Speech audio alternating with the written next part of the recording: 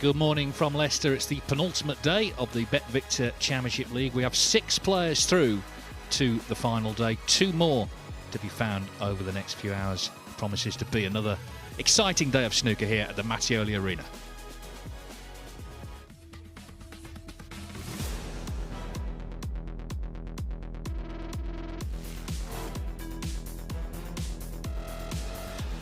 Very sharp, very focused. And that's a shot that again will live long in the memory.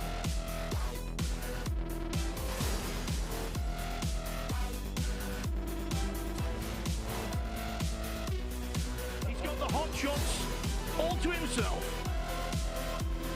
The break of a multiple world champion, exuding class.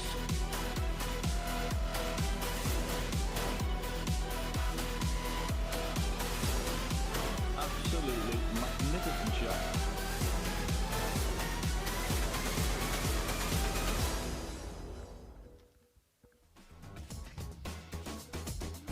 Yes, it all ends here tomorrow night, but first we have to find, of course, the last 2 players to go through to the final 2 groups. On table 1, Jack Lazowski kicking off shortly against Kai Wai Chang of Hong Kong, Zhang Anda and Jimmy Robertson to follow. And the group on table 2, Elliot Slessor against Dean Young. Of course, he was one of only 2 4th seeds to win their groups, Mark Joyce being the other one, and Zhu Se and Jackson Page, the other 2 players there. So the winner of each group goes through to tomorrow, where there'll be just 8 players left. And of course, in the end, we have in the evening a best of 5 knockout final to decide our champion. Jack Lazowski won all 3 of his matches in the first stage of the Championship League, and that was also the case with his opponent. So first frame, Kai Wai Chang to break. They both played good stuff so far. Kai Wai Chang back on tour this season, having returned immediately through the Q School from Hong Kong.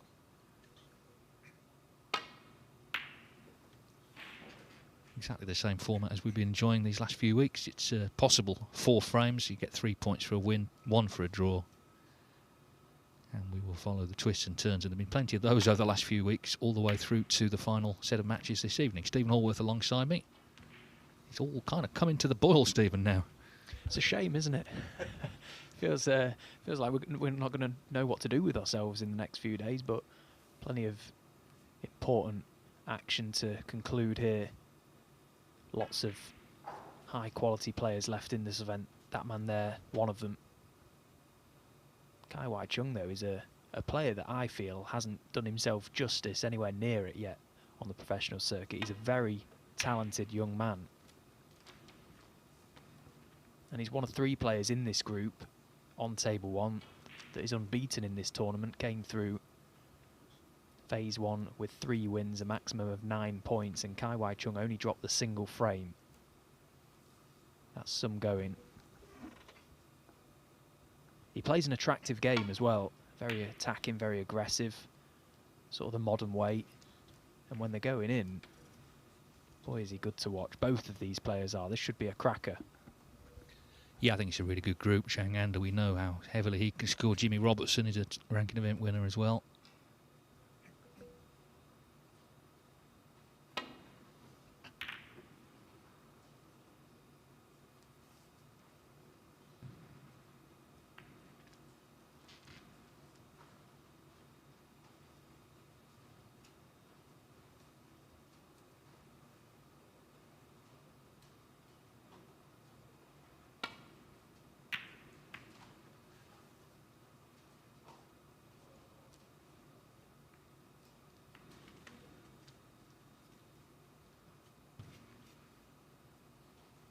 I thought Lazowski played a good mix of attack and defence in the group stage. He's an attacking player naturally, that's how he's going to play, but at other times he reined himself in.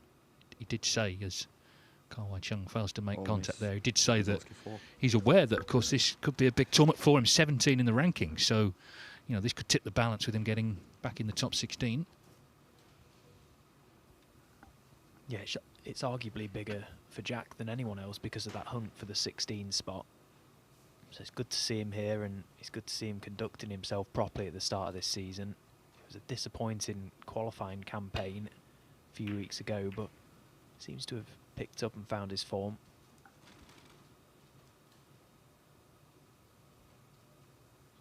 He's so casual and laid back though about everything, isn't he? Like, you just see how he goes about his business. Saw him on the practice table as I was making my way to the commentary position. He says he's just ticking along. What that means, I don't know, but he's just ticking along.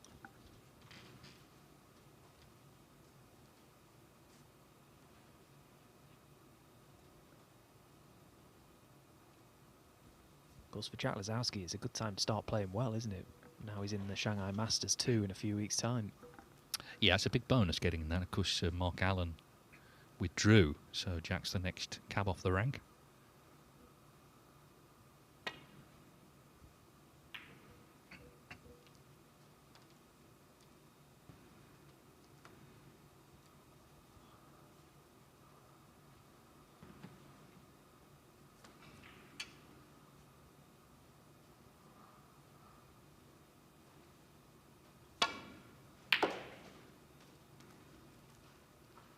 One.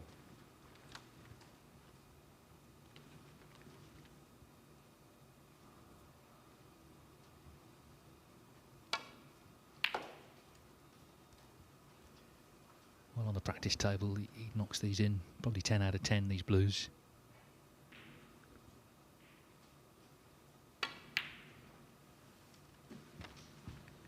Yeah, and Shanghai is actually playing Zhang Anda in the first round. Of course, they will play the last match here tonight, which could well be the group decider. 6.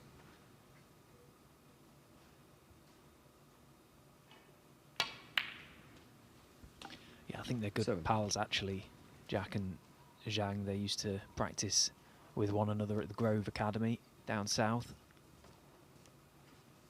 Know one another's game inside out, so that is potentially a game that we're going to really look forward to, that could also be the group decider.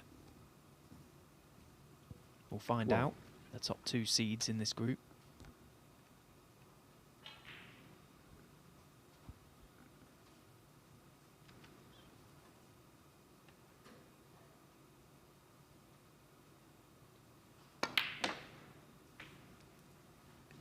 Well, It's by no means a good scoring chance, this. Especially where his cue ball has landed now.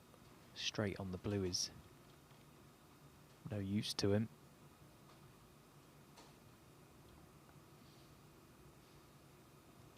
Positionally, the brown would offer a greater area to play into, but the pot is much more missable.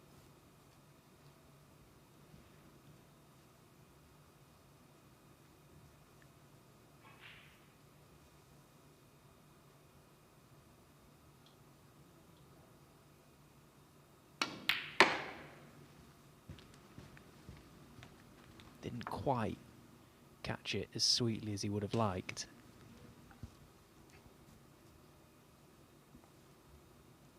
$17.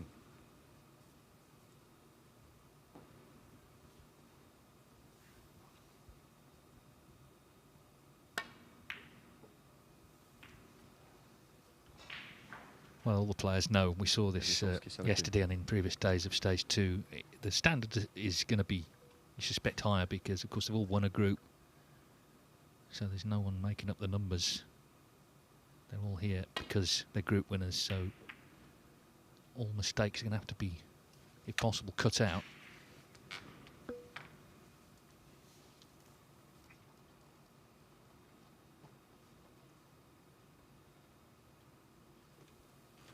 Getting the safety shot, just letting Kai Wai Chung down there. A little too heavy. Oh, but that will not make Jack feel nice.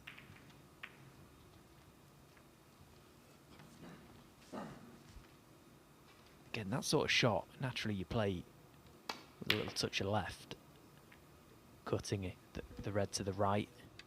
Very easy, if you're not quite aware of how the conditions are playing, how the cloth is playing, to just push that very thick, and that's what's happened. Of course, we saw yesterday that the cloth is very responsive, very reactive, and that little added side makes a big difference.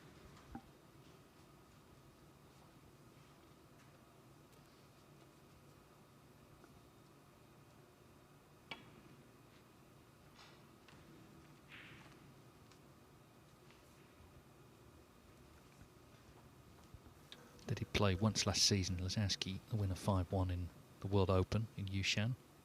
Finished with a century.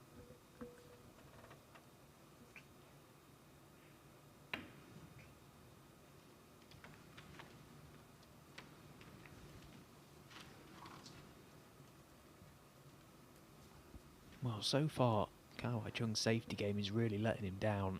I know it's early days, but he just keeps providing long reds for Jack to attempt.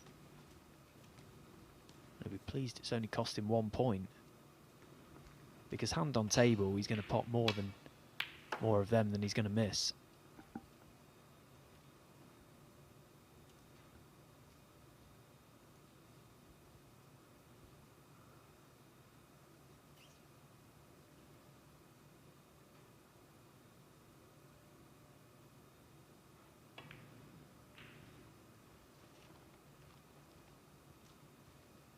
Lazowski 1.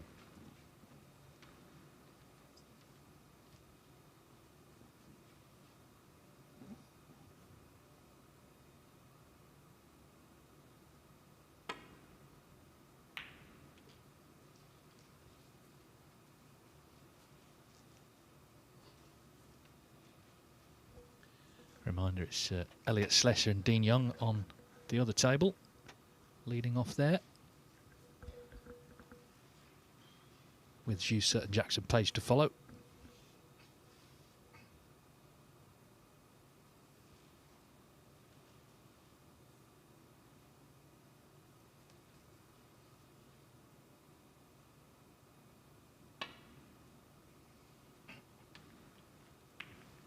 terms of the final groups, we've got Lepe Fan, Nopin Sengam and Dave Gilbert in the first of them. So 2 of those, Lepe Fan and Gilbert, have won ranking events before.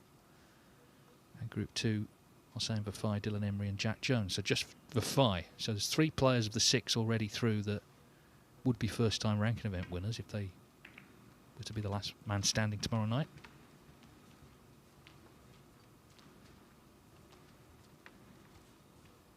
The winner of this group that we're watching here will join the group that includes Vafai, Emery and Jones.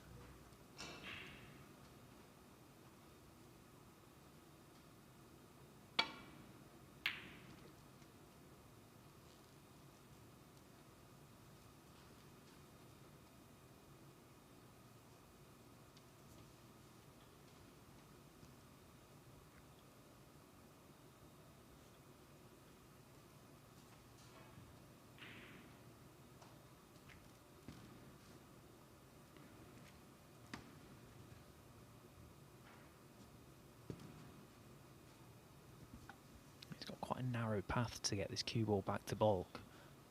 3 reds on the top cushion are impeding him a little bit, and the pink also.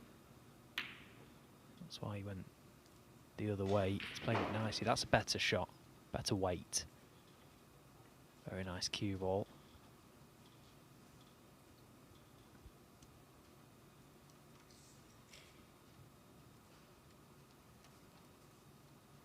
Because now it's really given Jack the problem that Kai Wai Chung would have faced.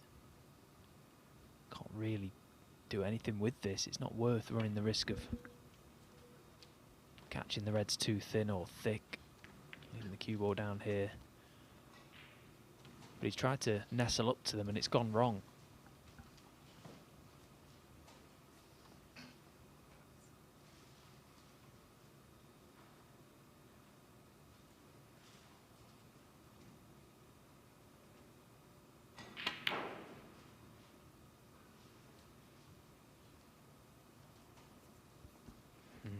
That is the sort of shot that really you need to be knocking in this company. You're afforded very few mistakes in this format. Can be quite brutal at times. Disappointing to have seen that one missed.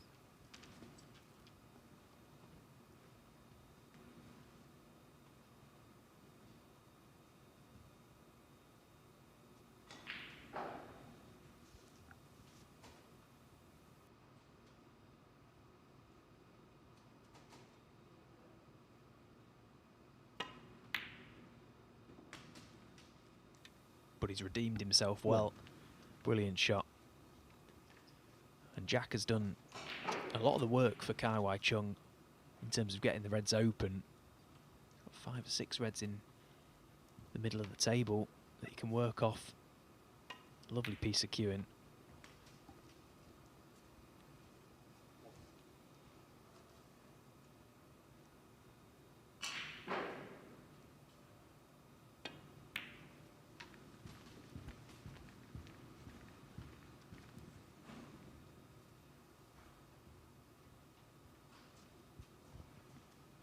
Six.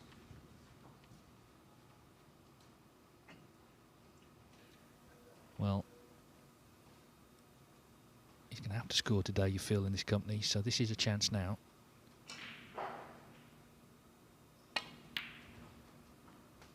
Showed his mettle, I think, getting back through the Q school. Everyone you speak to, including people who come through it, say how horrible it is, but he got through. So he's made an immediate return to the World Snooker Tour. And that's, of course, it's in this very venue, the Mattioli Arena. Yeah, some players go to Q school, and to be honest, as cutthroat as that format and environment can be, they stand out like a sore thumb. They just look different class to the other players, and Kai Wai Chung is one of them. I was surprised to see him fall off the tour, to be honest. I thought he might have made a little more of an impact when he was on there, but it just goes to show how tough it is, and perhaps needs a couple of seasons to just find his feet. 14.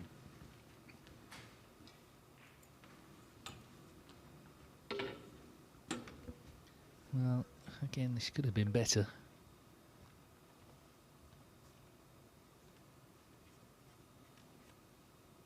I'm looking at the red in bulk, actually.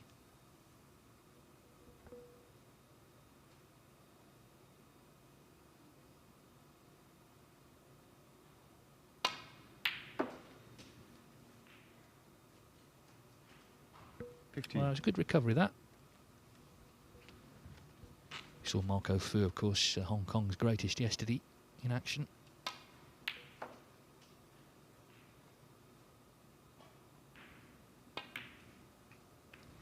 Oh, he didn't mean to catch that red. He's still on one, but this is just in danger of unravelling a bit. Still on this red to left middle, though.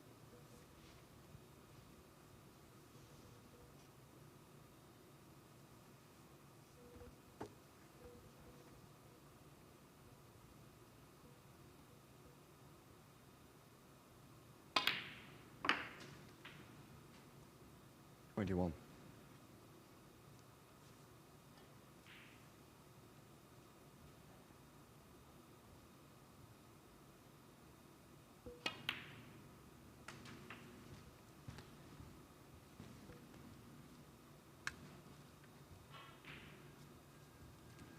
$28. Well, he's got at least 3 more loose reds.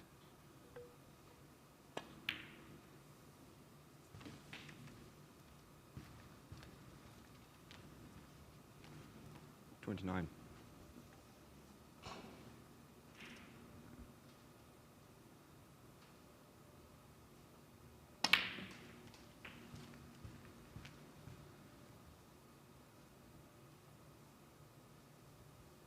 $36.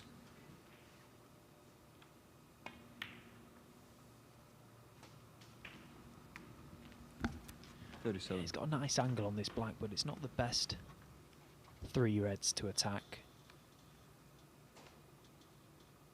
What can he do with them? Trying to screw through them, perhaps. Oh, he's played it really nicely. Oh, he's unlucky. Okay, he's got the red along the top cushion, but he could have easily been on the one nearest to the left corner. Played it well. He had to avoid the first red and screw through the second.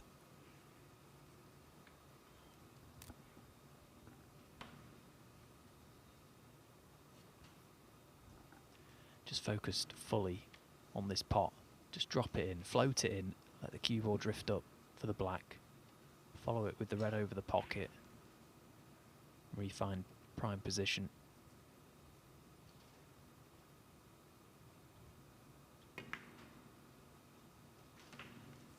Nicely done. 45. Going along nicely.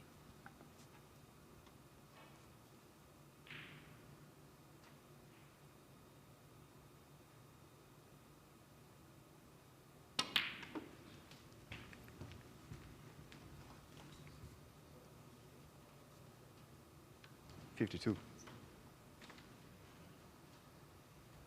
Yeah, 30 in front, so a couple of reds with blacks. And it should be his frame. 53.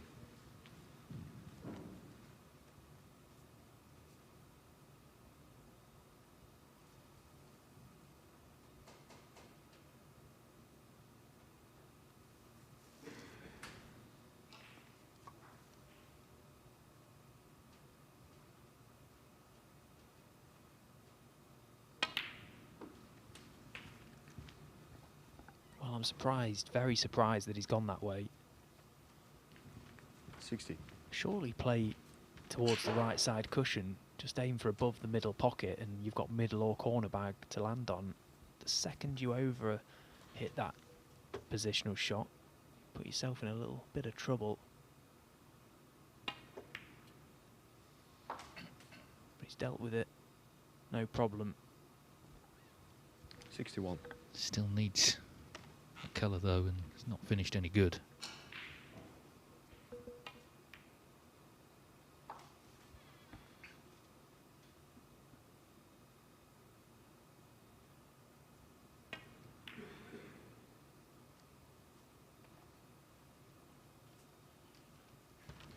So he's 39 ahead, there's still 43 on.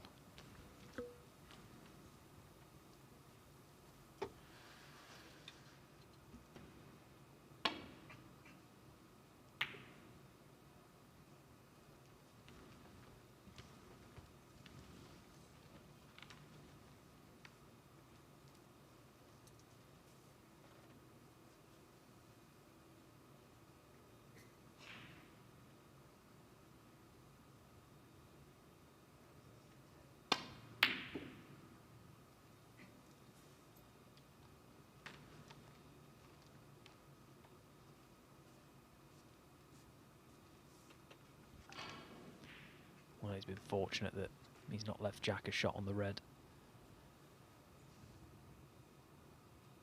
Oh no, oh no. No, that can always happen. It's not unlucky, it's a bad shot really. When you're playing that sort of shot with that much pace and that much topspin, it's always going to almost banana around and go towards this corner pocket. You often see that shot, the cue ball follow in off.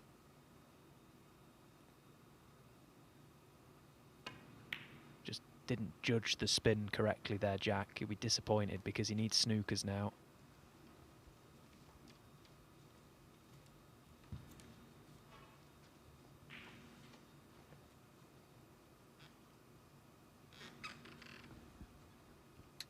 Well, if he takes red-pink, it's one snooker to tie.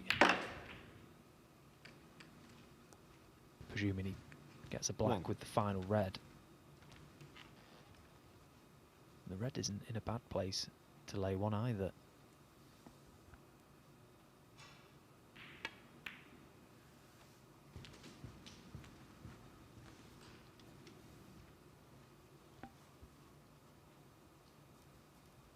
Seven.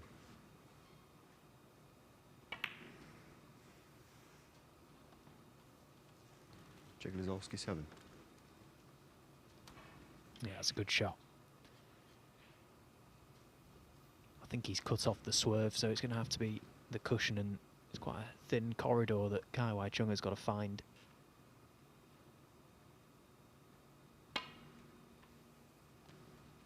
Gets the penalty points. Paul Jeglisowski 4.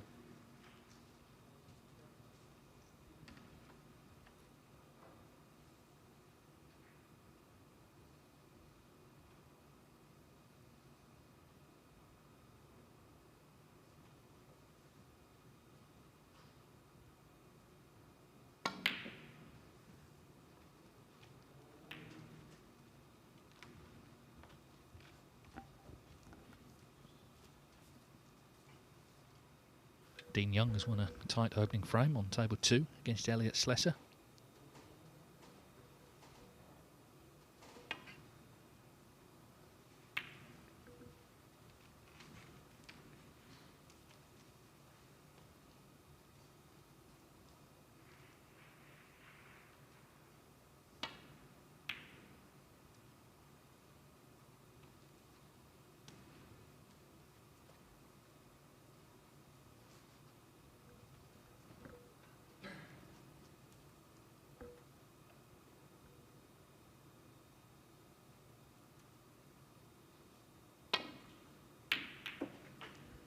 Well, that ends that. What a great pot from Ka Wai Chung. 1.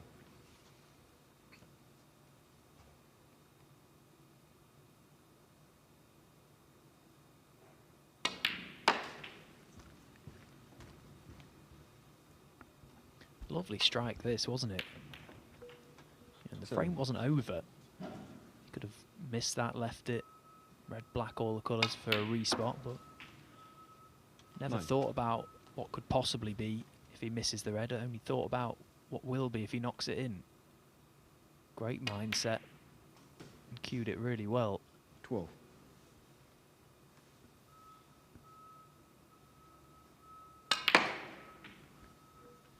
We've seen already, you know, you can lose a match and still win the group, but ideally you don't want to be dropping points early on. So Lazowski, to win this match, of course, has to win the last 3 frames. 21.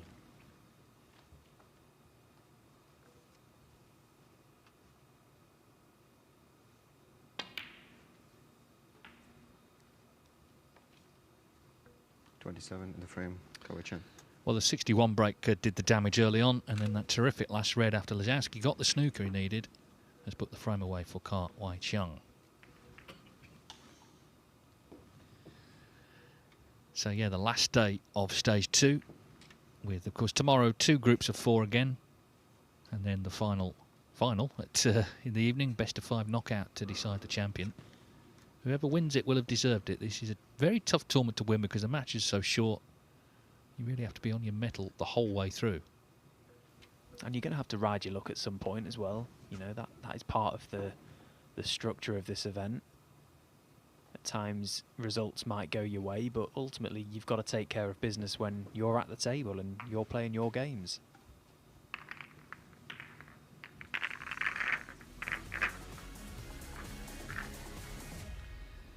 Oh, we can just look back on a few shots from this last frame. That was a wonderful pot.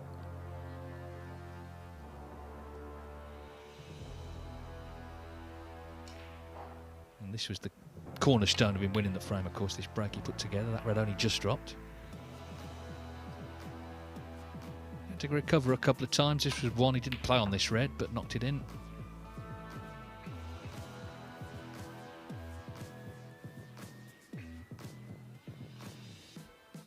Just looking to develop these reds. Yeah, that was the shot. That was really well played because it wasn't the nicest cluster of reds to go into, to be honest. He judged it to perfection. So a good start, off the mark.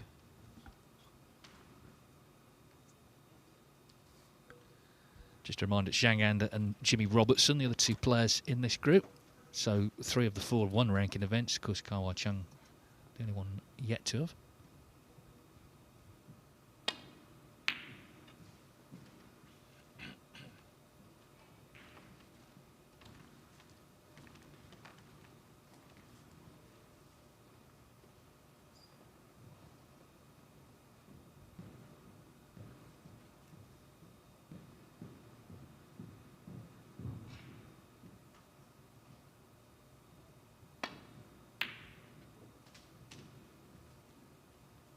One.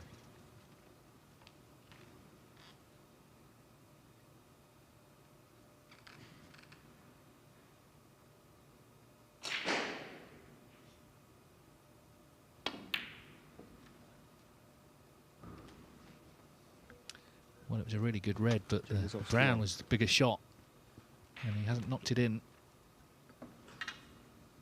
And this is what I'm saying, if you make a bad start in these short matches, you know, you can end up chasing things for the rest of the day. 1.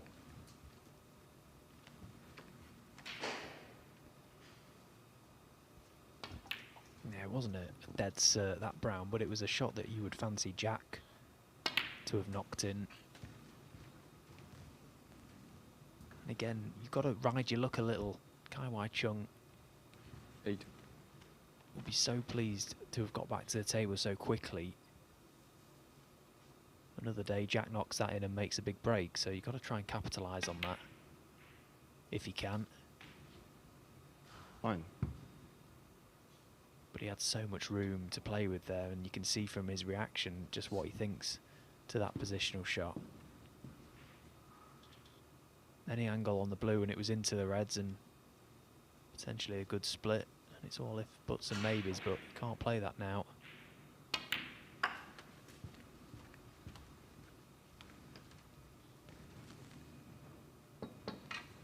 $14.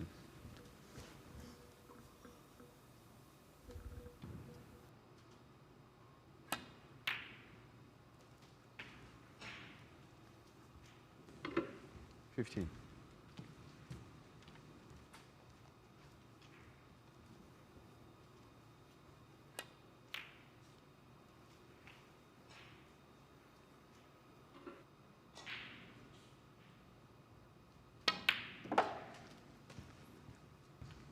Well, again, he's kept this going well. You know, he's potted a couple of crunch balls already early in this break. And, of course, already settled having won the first frame. So starting to look a little dangerous.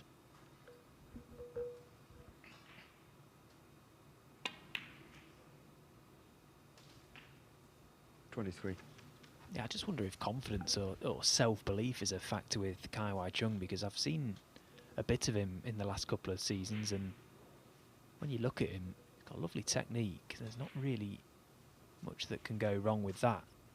Hits the ball well and got every shot available to him. I think once he gets over that barrier and perhaps just finds his feet on the World Snooker Tour, I think he's going to be a real danger. 30. Well, as you said, he only lost one frame in the group phase, and you know Matthew Stevens was in there, he beat him 3-0, beat Ashley Carty 3-1, George Pragnell 3-0. So really dominated that group.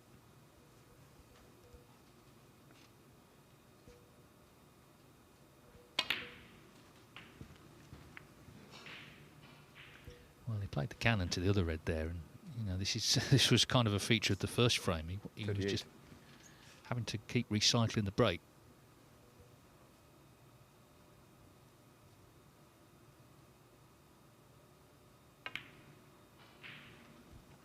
Yeah, he doesn't mind a recovery shot, does he, Kai Wai Chung? But I suppose in some ways it's a good asset to have, but you don't want to keep doing it. You know, the best break builders in the world, they don't play too many recovery shots because they're always perfect on the next one. You eventually get found out. But Jack Lazowski now will be praying for plenty more recovery shots because this frame is quickly getting away from him.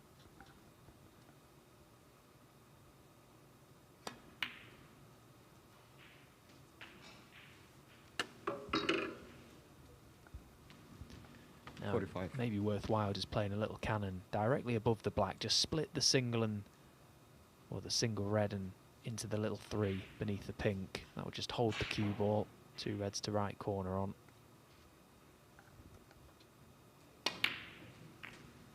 Perfect. Perfect pace, perfect line. And now the frame at his mercy. 52.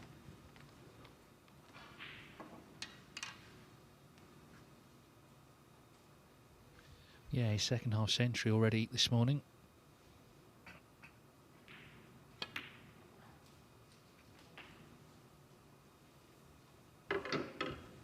$53.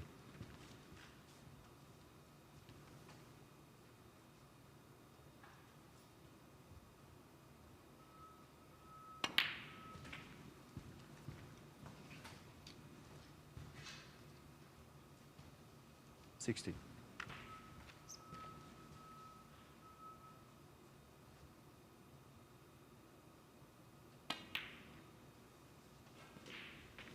So Lazowski potted that good red, missed the brown.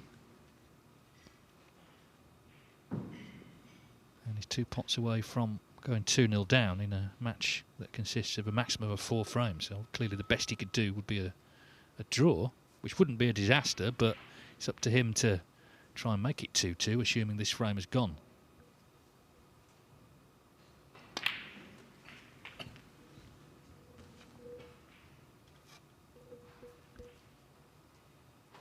$68.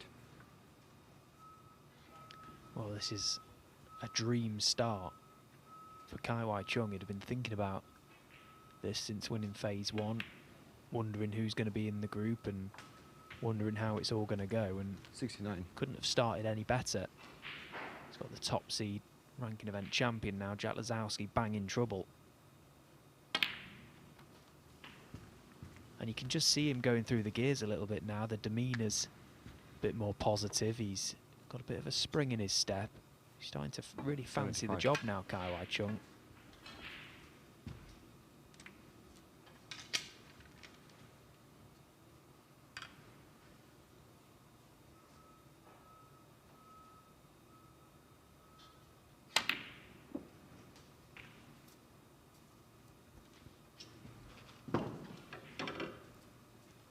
$76.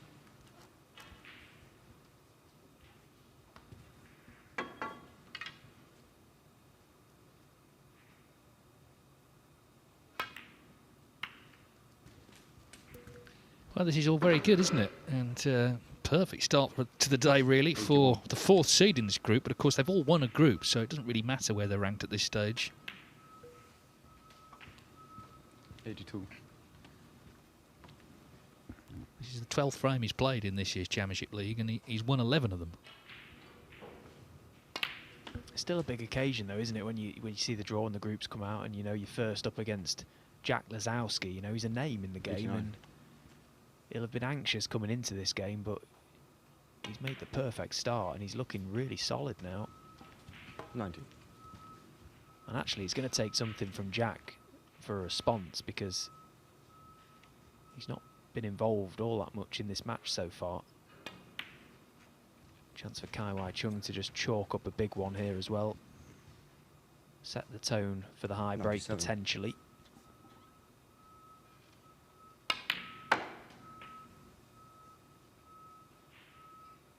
$98. We had 6 centuries yesterday, and that's the first one here today. 68th of the Championship League this season. 103.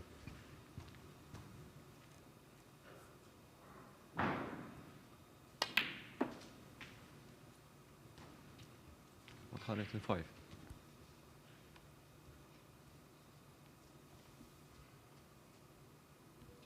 You look at this and think, well, how did he drop off the tour? But the problem is there's so many players at all sections of the rankings capable of playing like this.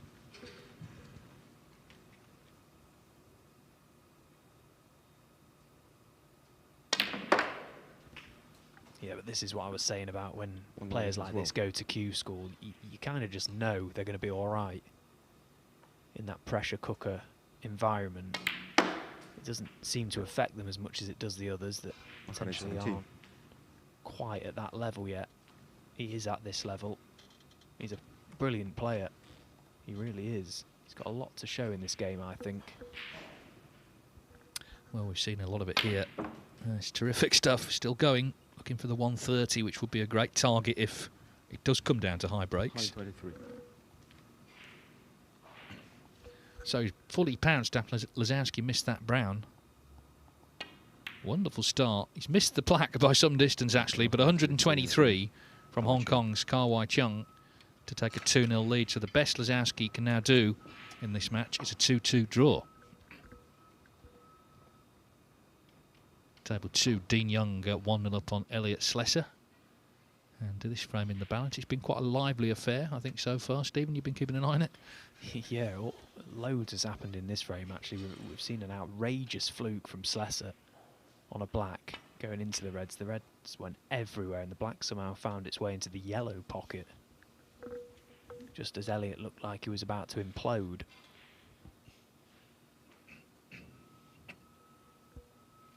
But again, a match that really is starting to get away from the top seed, potentially. Dean Young here as a Q School top-up player, not a member of the World Snooker Tour, but won his group really well, a group which featured Louis Heathcote, Tepchaya and Nu.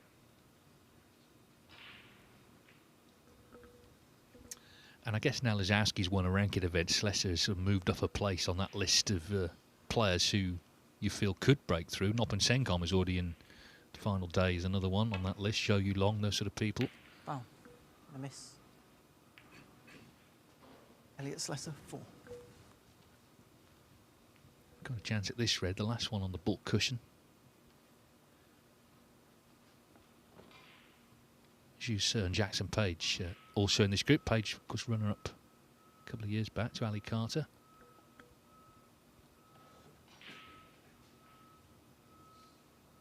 So anyway, that's in the balance, but we go back to table 1 where Kawai Chung's just made 123 to lead 2-0. So one more frame, and it really is the perfect start for him.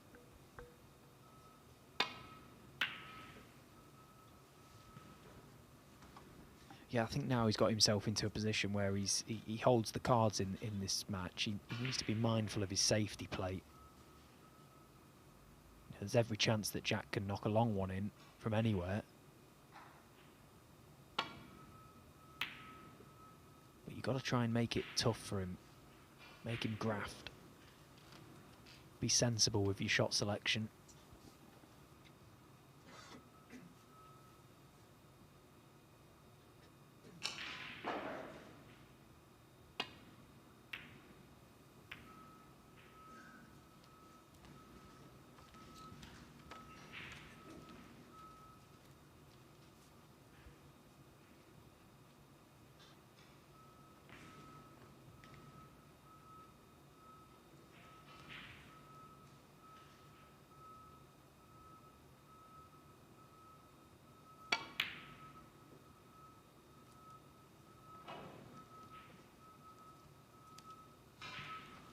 But we've seen it before and we're seeing it again. When you put a top player under pressure, they do make mistakes.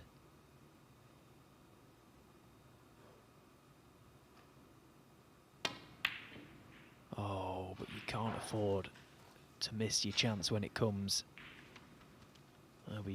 He'll be glad actually that he's hit that one so badly, because look at where the cue ball finished. He's on nothing, Jack.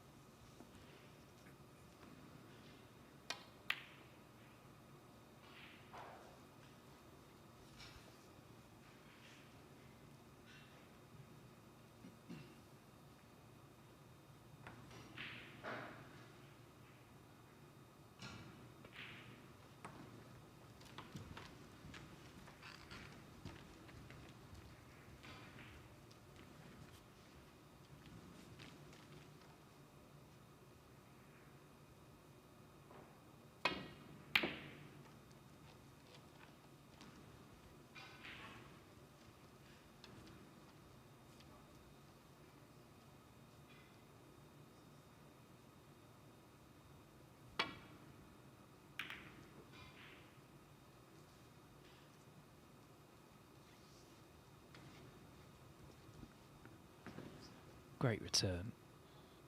Perfect line. Cuts off the left side. Again, nothing that Kawai Chung can do from this. Just drop the cue ball to this top cushion.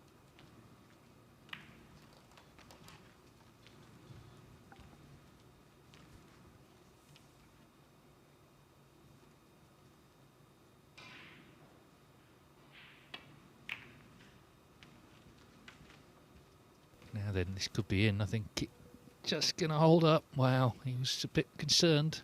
Made a massive difference. Had that gone in, the red to right corner was on.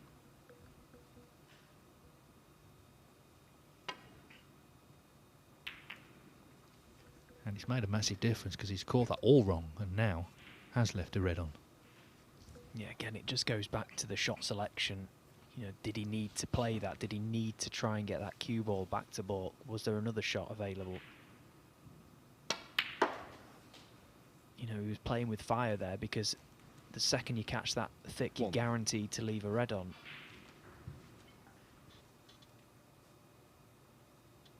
And it was such tough cueing from the jaws of the pocket.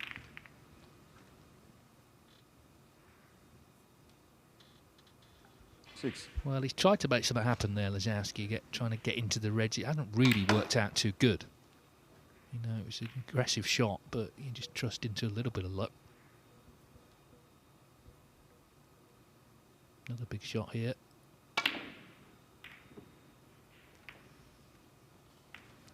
Had a sort of all or nothing feel about it, that one. Jack Lisowski 6.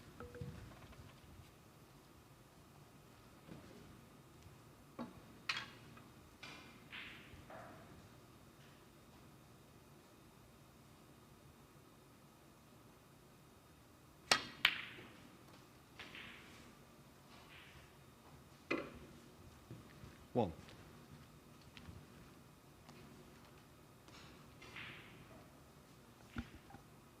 It's funny, isn't it, Jack's approach to snooker. You look at the table and it really isn't that nice to score that many from, but he still is insistent on trying to attack, trying to make something happen. You know, and on the days when everything's clicked 7. and into place, they go in, but it's quite a low percentage play.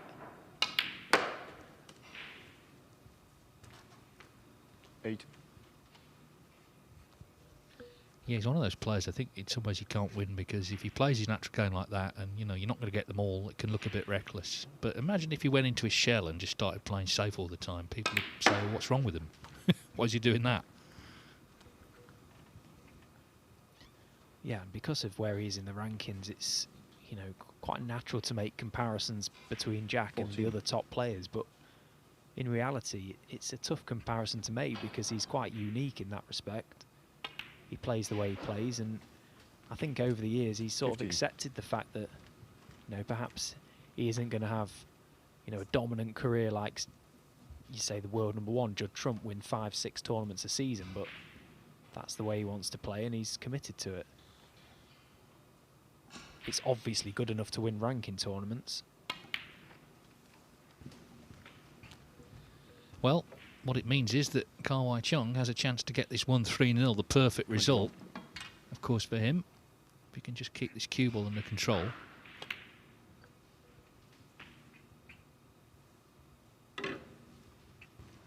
$22.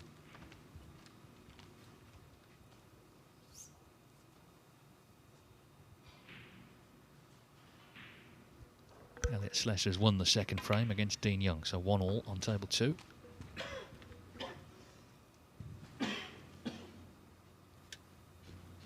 $28. Well, the black spot is congested, but there's a couple of reds that are available in amongst them as he pots one, releases the 29. next, so it's a good chance to register a few.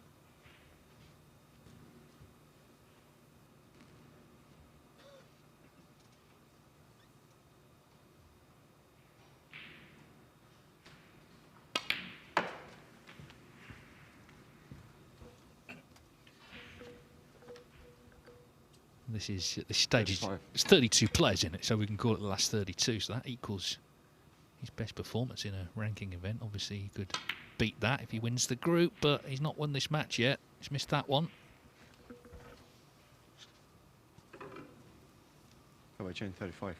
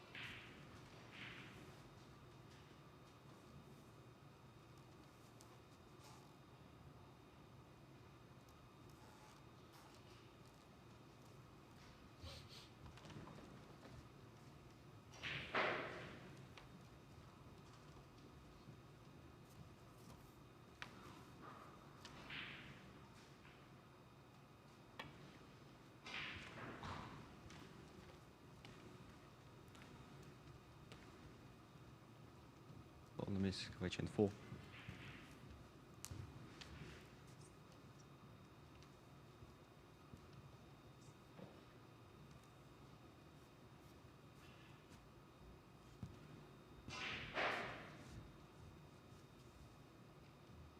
Well, that was a huge misjudgment.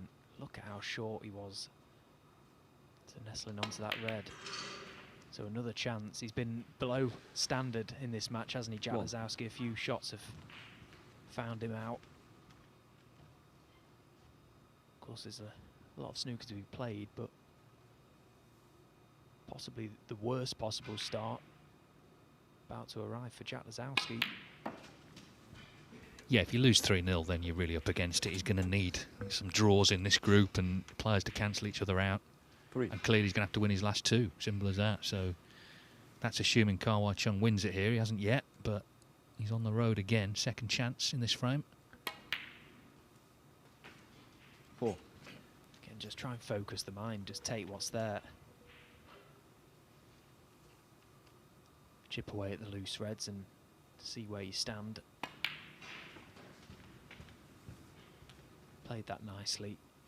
That was a good shot. If he landed high on that red, he ran the risk of bringing the black into play, screwing off the others, so getting low on it is perfect. 11.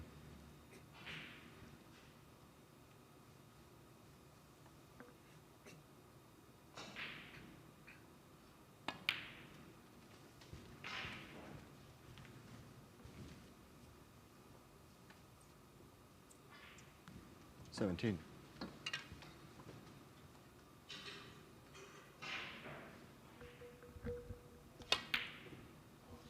Oh, well, not over yet. That's a second miss to that pocket. Kawai Chen 17. 50 in front, still 75 on.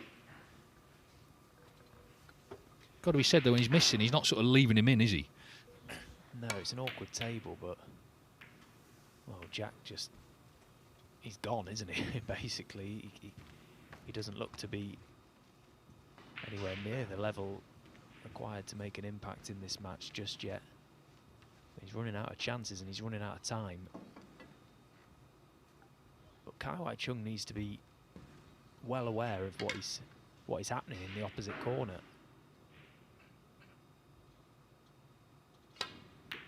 Because he's going to keep going for his shots, and if he keeps missing them, eventually Jack Lazowski will find a level, he'll find a gear.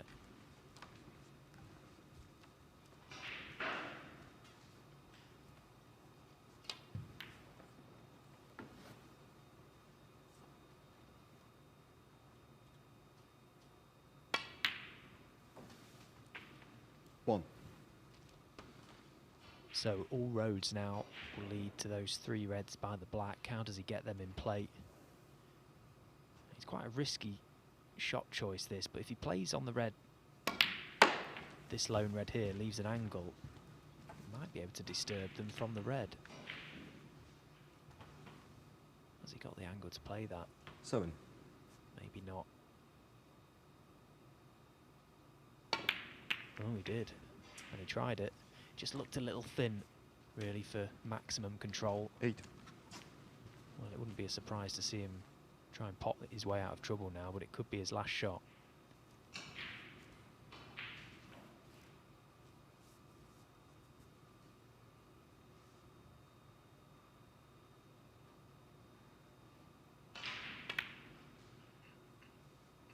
Oh, but that is brilliant. Absolutely brilliant. And that never even touched the sides, did it?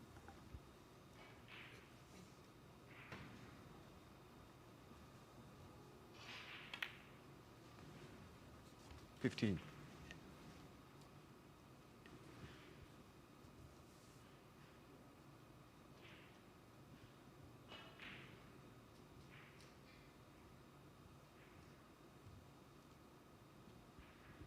Well, I'd quite like to play the other red, the loose red to the middle pocket, but has he got an angle to get nicely on the pink? I'm not sure. Probably not, clearly not. So he's taking his medicine. Lazowski 15.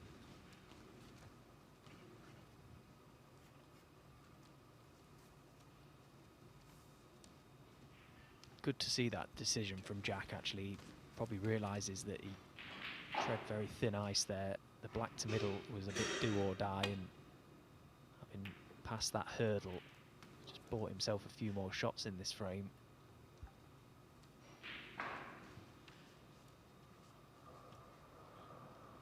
And it might be enough to get back into it.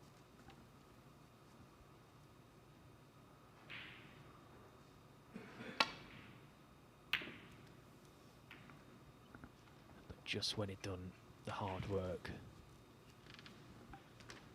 Well, let's be honest, he hasn't played well. As simple as that. And Kawai Chung, surely now, third opportunity to put him away.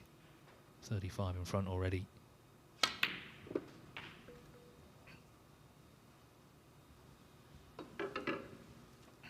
One. Already just... It was a bit of a nervy one again with the rest. He's missed a few of the rest. Doesn't look that comfortable with it. I'll get close to these reds.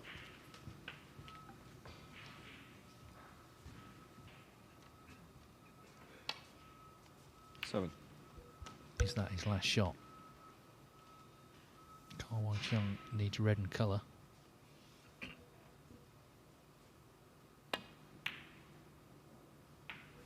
Yeah, played that one well. So 8. this black then, it'd be 50 in front with 43 on. 2 snookers required by Jack Lazowski.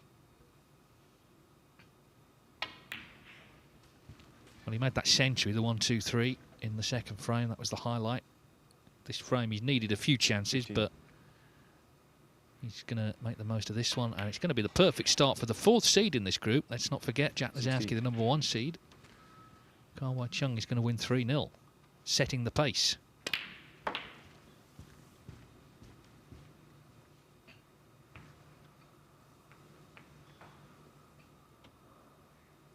$22. 23.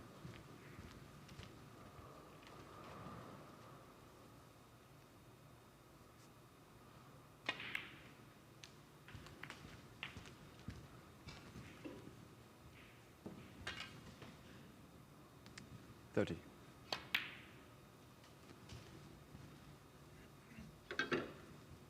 Well, listen, you're looking for a 32. good start when you renew a fresh 2-year tour card. So far in this Championship League, he's been brilliant. Still unbeaten. 35. And perhaps this could be the catalyst for bigger and better things for Kawai Chung. Let's hope so. 39. Yeah, he's lost 1 frame in 4 matches.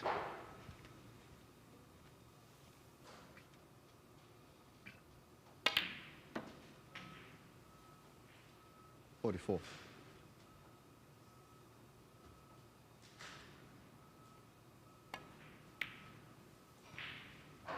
50.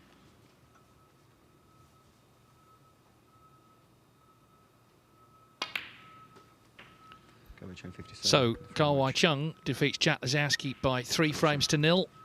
And as I say, setting the pace already in this group. Lazowski with it all to do later. He's going to have to win his last 2 matches and hope other results go his way. Coming up next, Zhang Anda takes on Jimmy Robertson.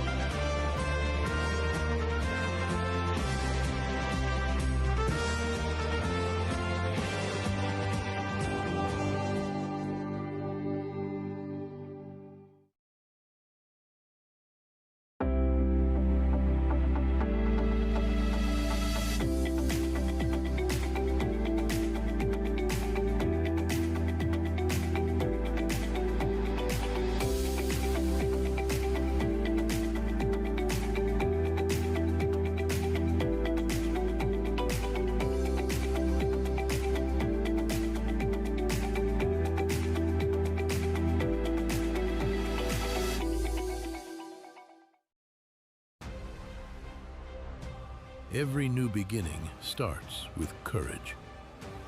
And round here, we have that in spades. One shot, the break, it changes everything. Made better by pressure. Two rivals at every table. A crowd free to live in the moment. From the four corners of the globe, the greatest players arrive, chasing more than a title. $500,000. 6 days of pure drama and unrivaled tension. And when it comes down to the final, they'll need every lucky seven.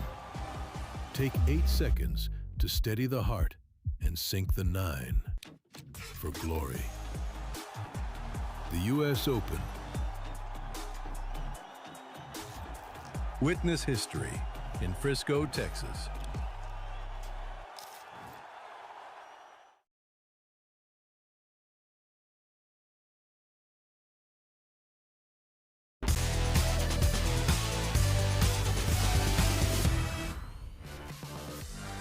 So victory for Ka Wai-chung over Jack Lazowski 3-0. Next up, Zhang Anda and Jimmy Robertson. Still 1-1 Elliot Slessor and Dean Young on table 2. Zhu Cert and Jackson Page follow them. So Zhang Anda's going to play back-to-back matches, and I'm sure, having seen Jack Lazowski beaten, he's sensing an opportunity here to take a bit of a grip on things. Jimmy Robertson, I guess, is in the same boat, though. Okay, Jimmy, heads or tails? Heads. Both ranking event winners. Robertson, the 2018 Yeah, European Masters, and Zhang Anda, the 2023 International Championship. Good game. Good game. Yes. You. First frame, Jimmy Robertson to break. Well, Ka Wai-chung has really ruffled this group up.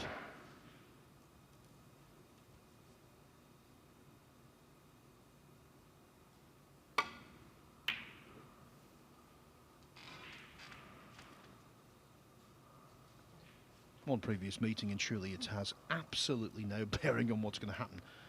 I'll just mention it because I'm sort of obligated to, really. 1-0 for Robertson.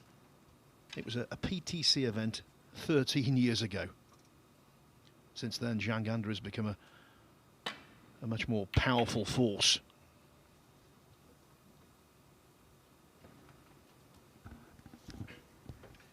Yeah, he won all 3 of his matches in the first stage. Robertson, 1 win and 2 draws, so he actually came through on 5 points.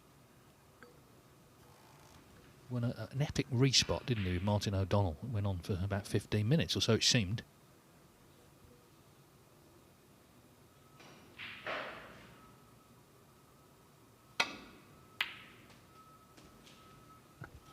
One.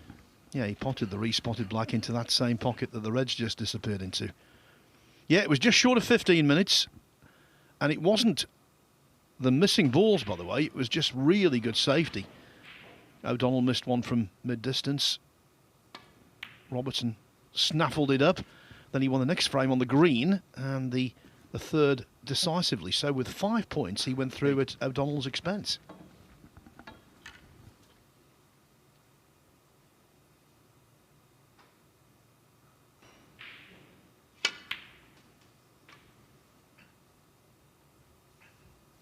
Well, he's ranked 33, Robertson, so again, you know, the ranking points here could just nudge him back into the top 32. That gives you certain privileges. You avoid qualifying for a couple of tournaments in the home nations and so on. So it's one of those positions where just one more place higher can actually transform things for you. 16.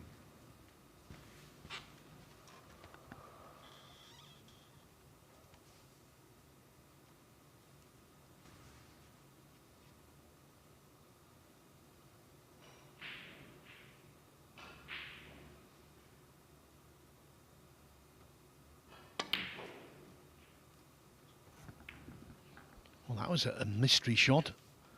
Jimmy Robertson, 16. Not just missing an easy ball, but missing it by some considerable way.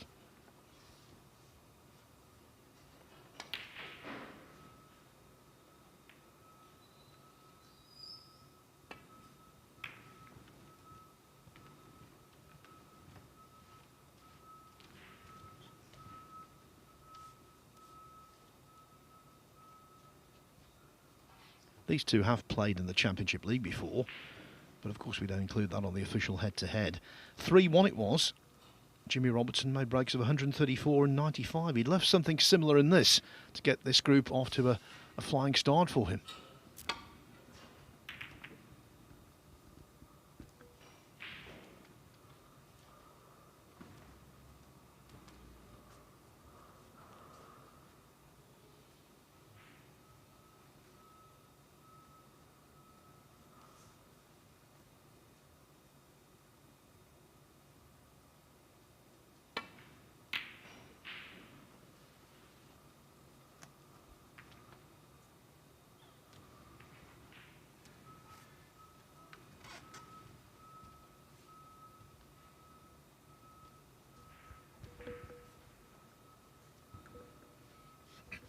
Well, it's a lot cooler today than it has been. I don't know whether the ice cream van will pay us a visit or not, but it's a bit more bearable for everyone inside the arena.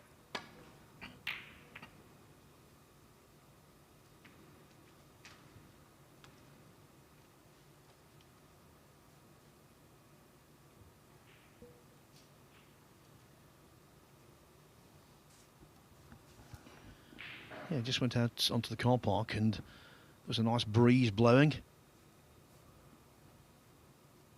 I think we're set fair for a really good climax to this tournament.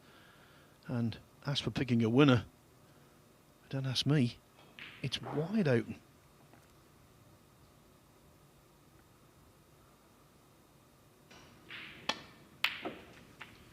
What a shot from Zhang Anda. He's known for his close control in and around the black. But that was a pot from distance of the very highest calibre. Yeah, he was absolutely dead still on it, wasn't he? Which, of course, is what he should be. No movement at all. As he was there. We know what a ferociously heavy scorer he can be when he gets going. Made 5 maximum breaks in his career.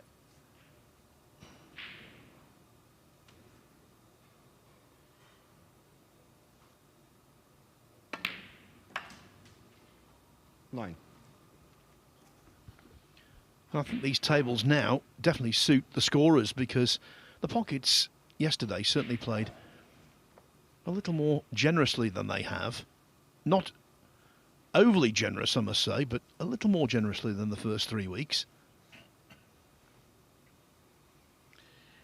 Yeah, and he made 2 centuries in the first stage where they were really tight. He's made 4 in total this season, which of course has not had a lot of snooker in it. He's only played 6 matches.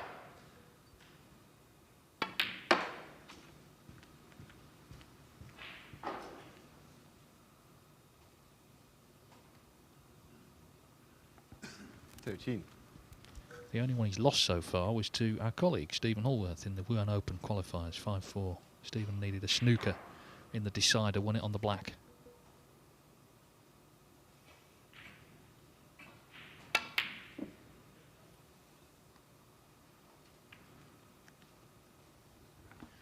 Well, at least the Number cue balls 15. out of harm's way. Yeah, I thought that was a really good win for Stephen. I was so pleased for him.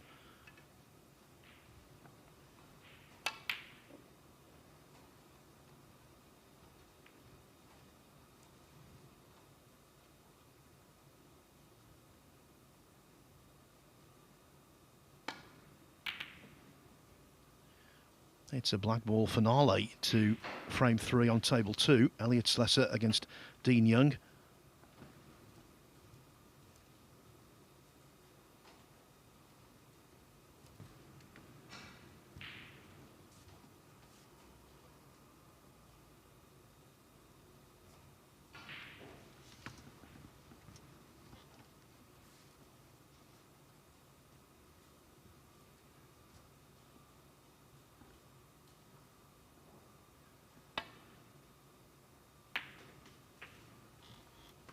Now that looked a nothing shot, but he did well to control the cue ball.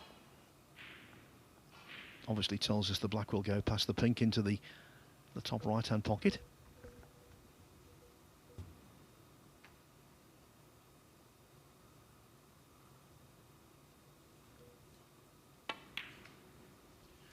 Well, there clearly wasn't a lot of room. He caught the pink on the way through. Number 1.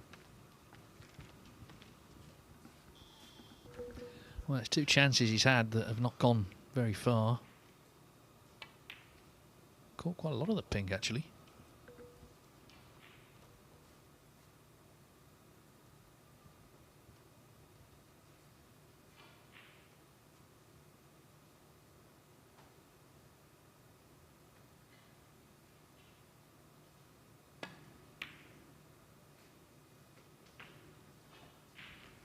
One.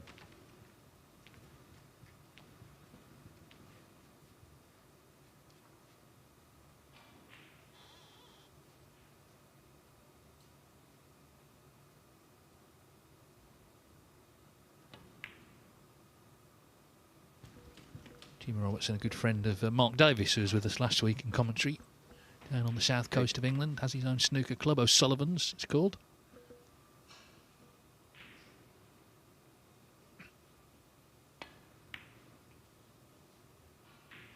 Oh, that wasn't too O'Sullivan-esque though. So they both had chances, but it's a bit of a nervy start to say the least.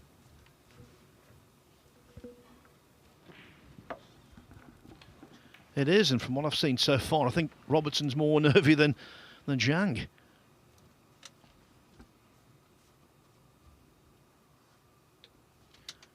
The black ball dogfight on table 2 continues on.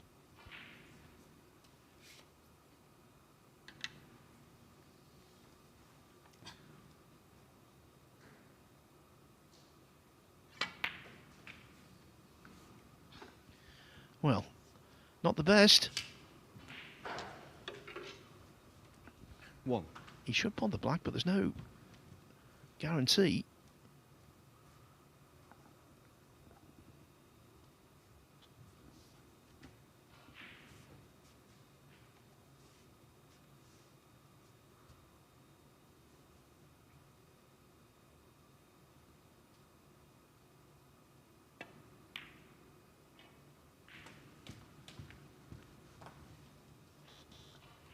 Realised he couldn't do anything extravagant there, so just rolling the black in and leaving a red that could easily go astray, either in terms of the actual pot or position.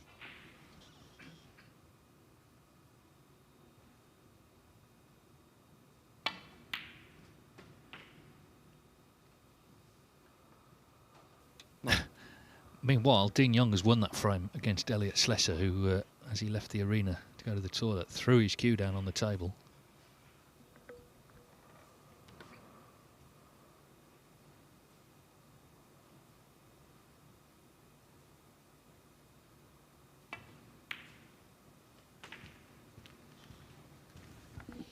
It's a good pot, but now what?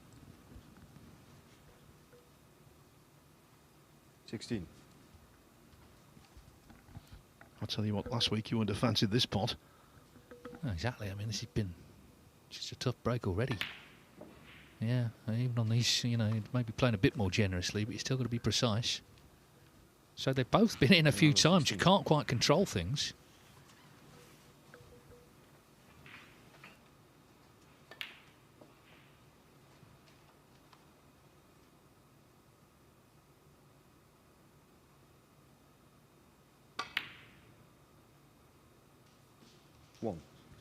That was a nice pot, though, from Jimmy Robertson. Now, can he just stay in here and just get going, get the arm going, settle into the match, and what is a big day for everybody? Wow, he nearly overcut that, caught a lot of the near jaw, but it went in thankfully for him. That would have been a horrible miss.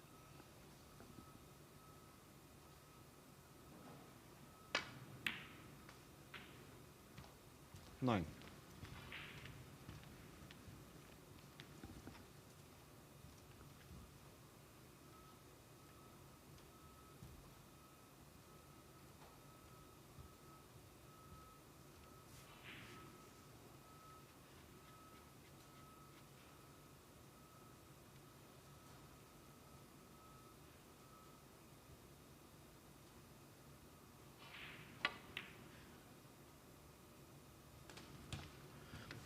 It's an action replay of the near jaw, but okay. 16. Yeah, I mean, we know, don't we, that when tables are reclothed as they were for yesterday, you know, they on the first day they can often play generously. They sort of slide in, but that's not necessarily going to stay the case. 17. Intent there was to split up the red and pink that are close together. Intent, but not achieved.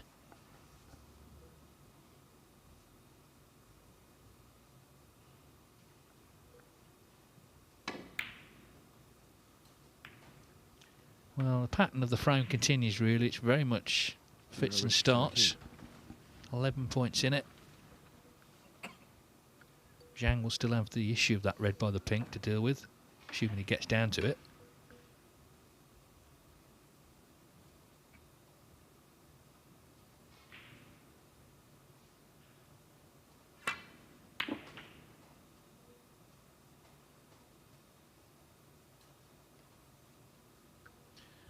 Well, it's already gone wrong. But as I say, that's the pattern of the frame. It's going to count, the frame either way, the same as all other frames to date. Aside maybe from one where there's been a century that could separate players later.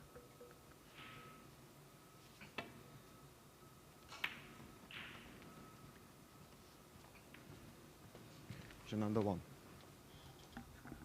He's a pretty stoic individual, Zhang. Doesn't get irritated by an awful lot, which in this kind of frame is a big advantage.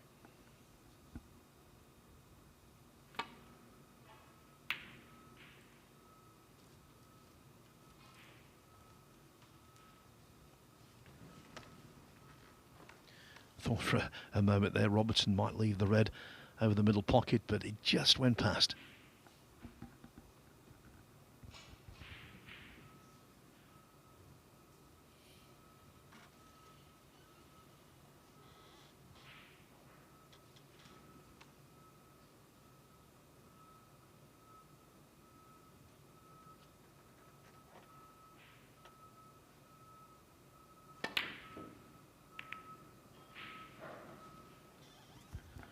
Well, Zhang did not learn his lesson there.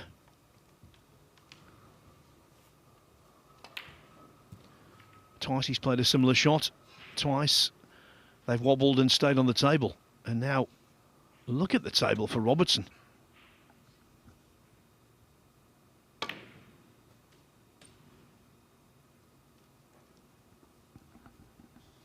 One.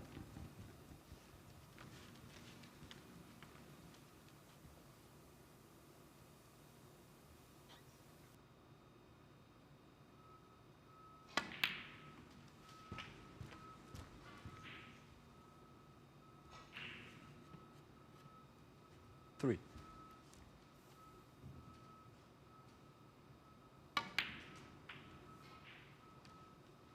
Four.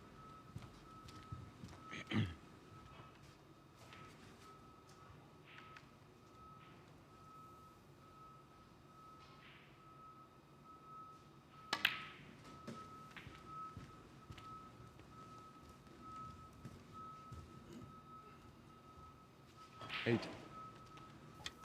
Well, it's been quite a ragged frame, let's be honest, but Jimmy Robertson poised to win it, you would think. He's 18 in front already, so not much more to do. 9. Brown, yellow and green is what he needs.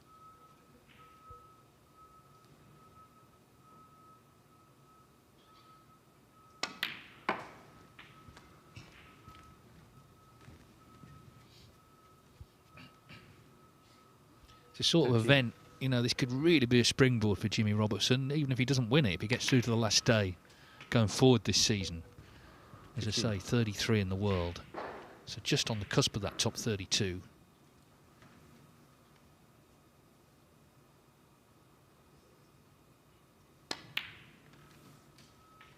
Had a pretty 15. poor season last year, really. Just 3 last 32s in ranking events. Not what he's looking for.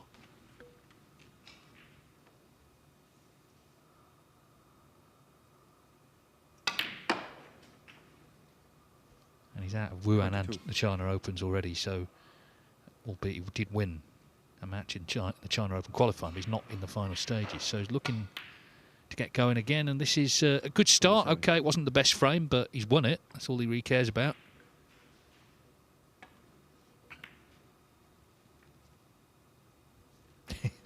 Wouldn't you know it, that pink, probably the hardest shot of them all went in. And Jimmy Robertson has taken the opening frame. Yeah, just one correction. He did get to the quarterfinals of the German Masters last season, so he got further than the last 32 there. But in general, it wasn't quite the campaign he was hoping for. Now, Elliot Slessor is in here on table 2 in the early stages, looking to force the draw with Dean Young, which would not be by any means a disaster. He can consider himself fortunate to be in. Basically, Slessor from behind the bunch early in this frame played a shot that was designed to open them all up, and it did. But a rogue red came right over the pocket, so Dean Young had a wonderful chance to put together a sizable break. He potted the red, then missed the black from short range, and that's why Slessor's in salvage mode.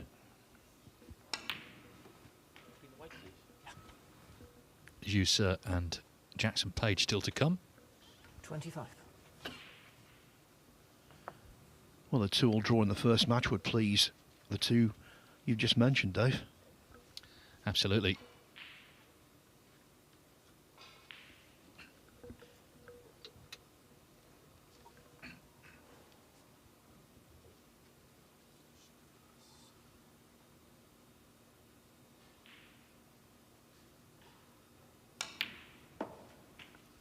So Dean Young winning the third frame on the black, but the black looks like costing him in the fourth. Second frame, bring under the break. First frame on table 1 wasn't much to write home about, but Jimmy Robertson happy to win it, and Zhang Anda to get us away in frame 2.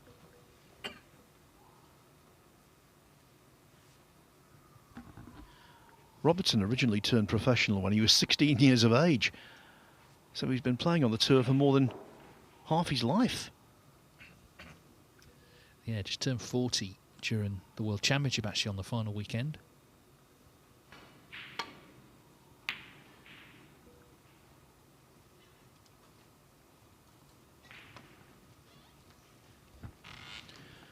And if it's a really tight group, don't be surprised if Robertson comes through. We talked about how he survived the first stage here when he won the European Masters in Belgium in 2018. He won his first 3 matches in that tournament on the final black. I mean, to win 1 or 2, you consider yourself fortunate. To win 3 on the trot, Dave, and then go on to lift the trophy. Beat Joe Perry in the final 9-6. Yeah, it was a remarkable set of performances.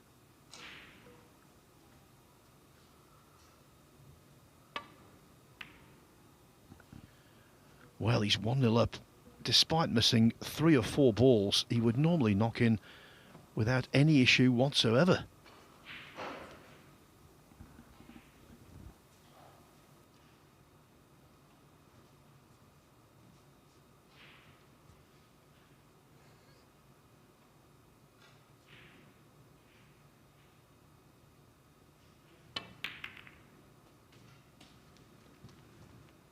One.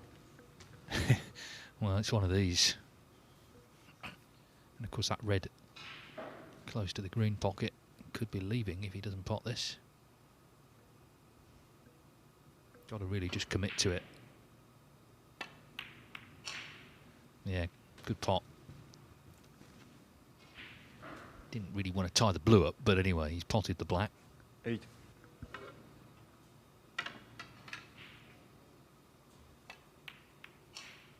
He's 20 in the rankings. He of course did get in the top 16, but those points came off last season for his international championship win, as he rather makes a mess of that shot.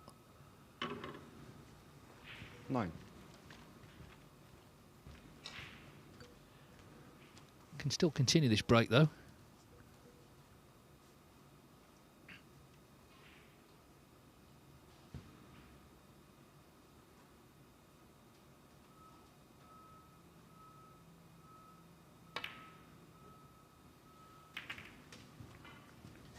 He just sort of stuck to them. So it's not the start he was looking for, to say the least. 13. Yeah, given the way he plays, given the way he plies his trade, this is not the Zhang Anda we normally 13. see. If he gets in, he's very reliable, usually.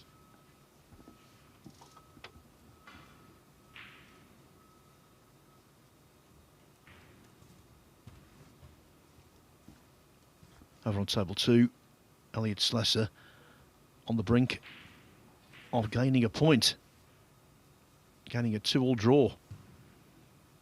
In fact, he's over a very simple frame ball red.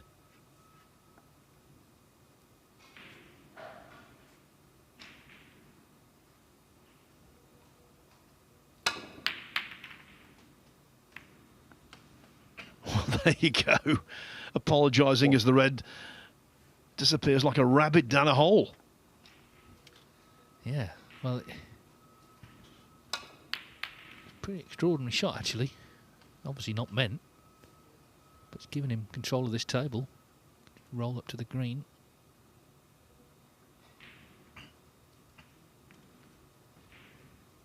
Jimmy Robertson 1.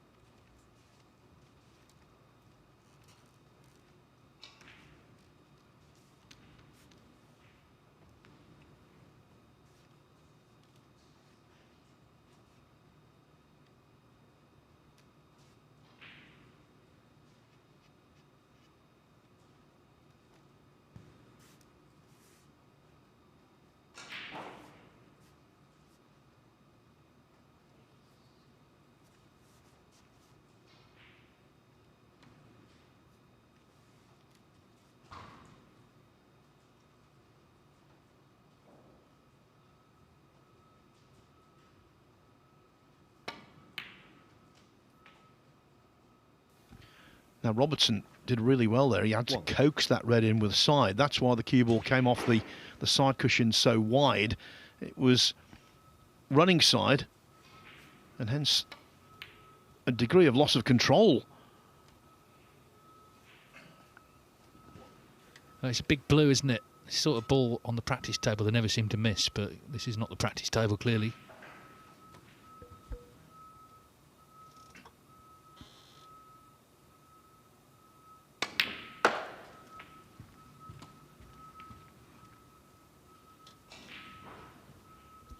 Well, Slesser, as we see this blue thundered in, Slesser has definitely won next door. He looks like he's going to make a century to finish, actually, so that could be very valuable with the draw, of course, in the books to make to set the pace for the high break.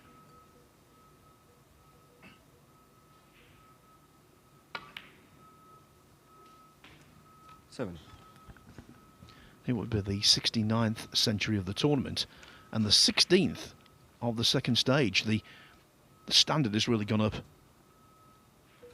Yeah, we had 6 yesterday, and I'm sure we'll have plenty more before we're done tomorrow.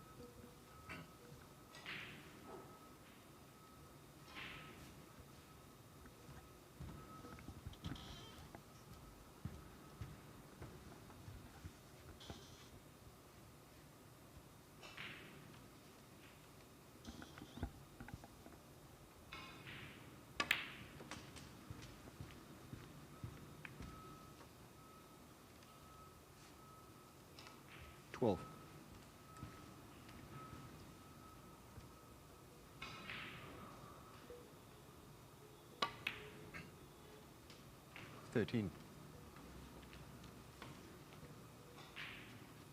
122 clearance from Elliot Slesser to get that 2-2 draw with Dean Young. Jusser and Jackson Page up next on table 2. Now in frame 1, Robertson was in a few times and was just missing, but can he stay in here? He's already got a frame on the board, so it's an opportunity this to take a grip on this match. He had Zhang in trouble, Snooker behind that green.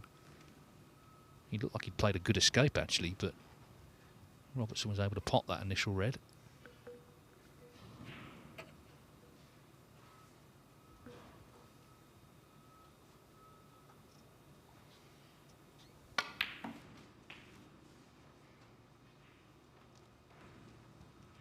$21.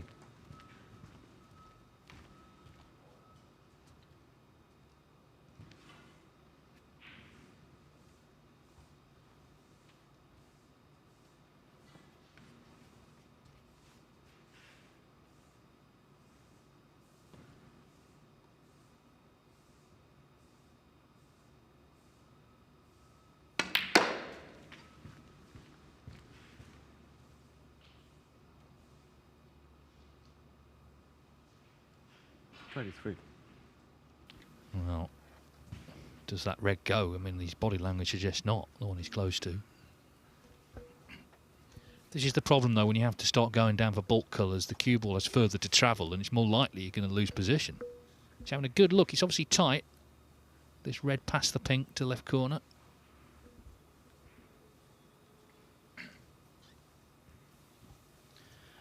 Yeah, remember the very first red of the break. He wasn't quite sure whether he could squeeze through for that one.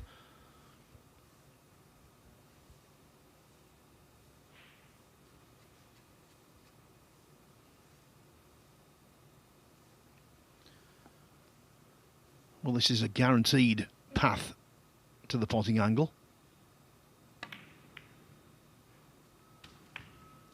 24.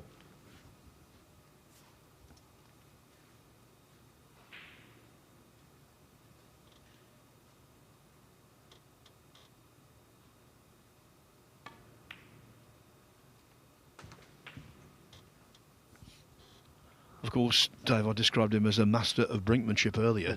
He was when he nearly lost his card. Went into a match at the end of a season, needing to win it to stay on tour. He was 3-0 down. Everything was looking rather bleak, but he got the job done in the end. Yeah, that was a classic case of the points from that European Masters victory had come off. And because he hadn't quite been doing as well in other tournaments, he was suddenly under pressure, as you say, to keep his tour card.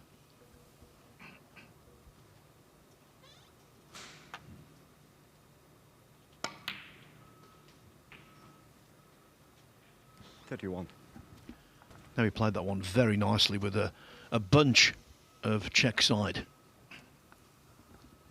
Yeah, he's starting to look good now, Jimmy Robertson. A big chance to go 2-0 up here.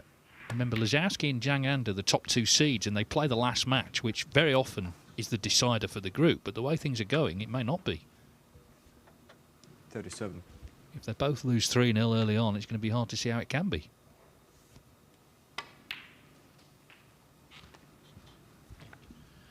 Very rarely does a player win a group after losing a match 3-0, although we did see it yesterday. A little different, mind you. Dave Gilbert won his first 2 matches, and then he ran into an inspired He Guoquang in the last match and lost 3-0, but it mattered not in the end. He did top the table. 43.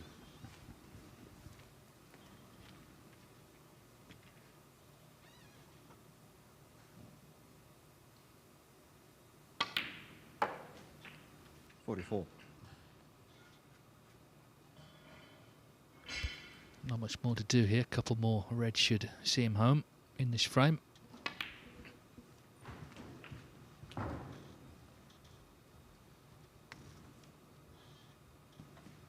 $50.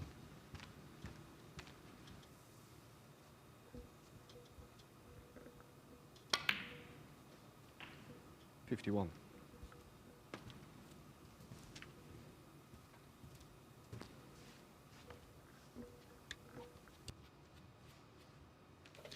He could make a century, but he can't challenge Kai Chung's 1-2-3 for the highest break of the group.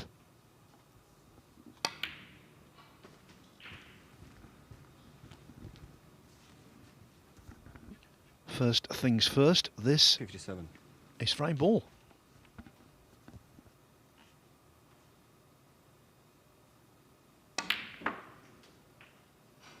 $58.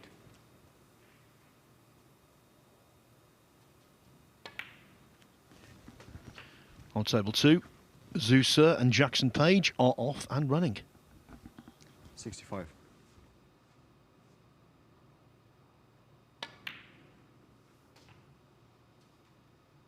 $66.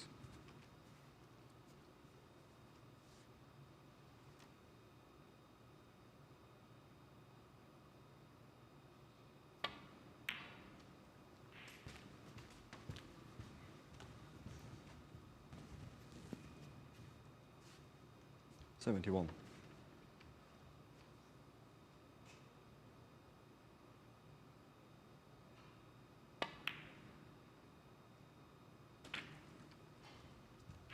Just wriggled in.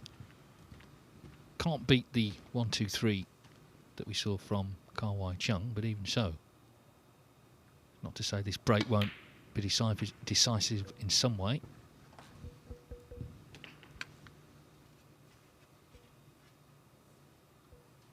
$79.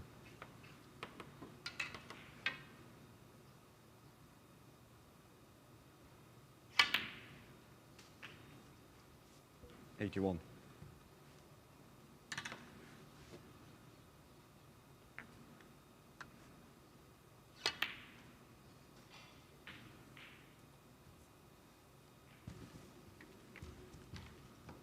$84.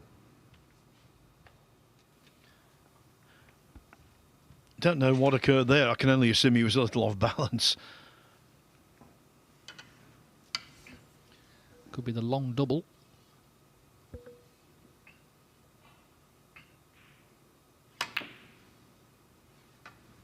No matter, 84.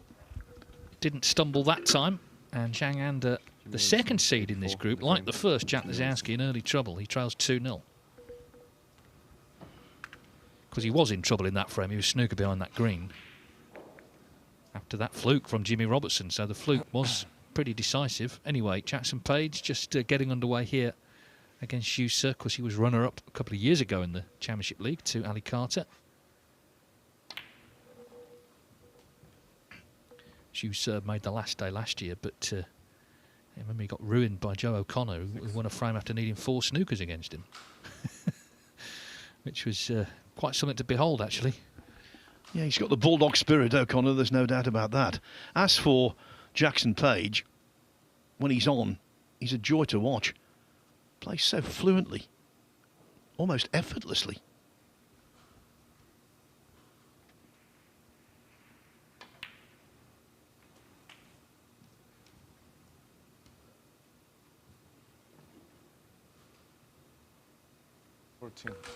Yes, looking to join his compatriot from Wales, Dylan Emery, in the final stages. Yes. Oh, and Jack Jones as well. The Welsh are doing well, but the Welshman didn't do well on that red.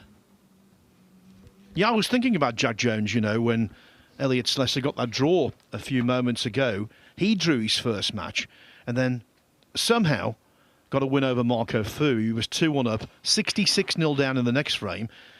Wins it on the black by a single point, and then defeats Chang Bingyu in the last match of the group to top the table with 7 points. So if you get a group where the top seed draws his first match, do not discount them. I thought he did so well to win that group. Meanwhile, rather wild break-off shot from Jimmy Robertson. Under 4. Cue ball flies into the green pocket.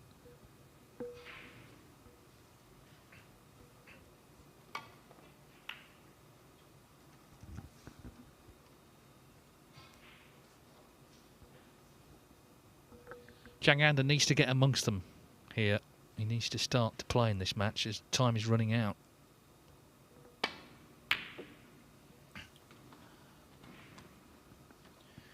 He does have bad days, Zhang. And when they arrive, they're very bad. On more than one occasion, he's had a bad day at the Crucible.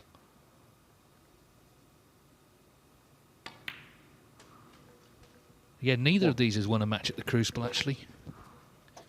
But anyway, we're not at the Crucible yet. We're at Massey Arena, and as far as Jimmy Robertson is concerned, this is the most important frame of the season so far because it'll give him a 3-0 win and put him in a very strong position in this group.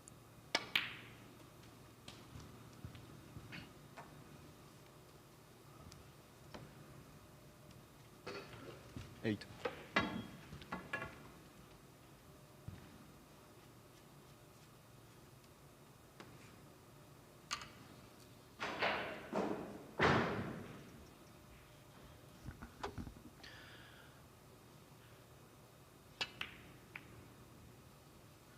The silence of the arena is broken by Zusur.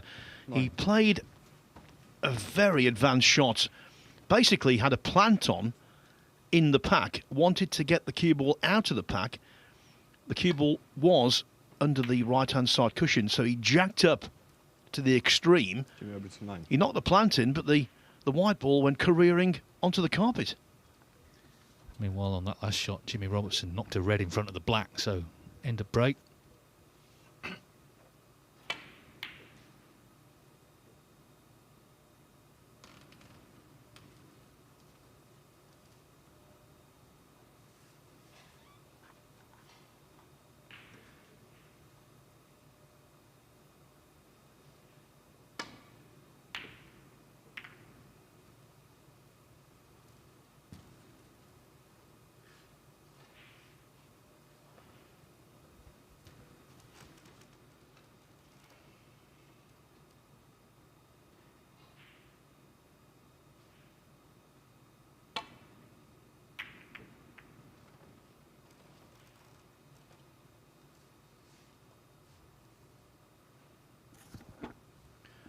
That was very fortunate indeed. Caught the pack too thin. And look where he's finished.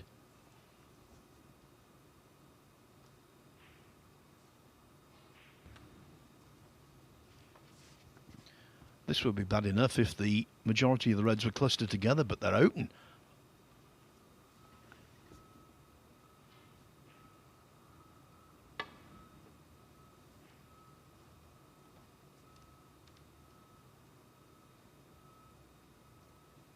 All the miss, Jean on the 4.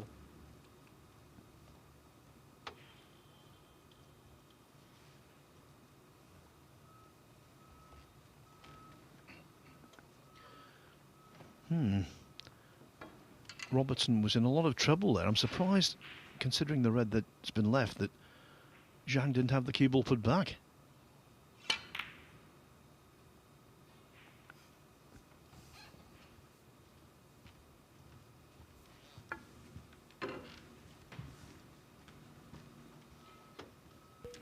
Yeah, he may well smile there because, of course, he snookered him on the red, but he can't, Jimmy Robertson cannot leave that red there if he doesn't cover it.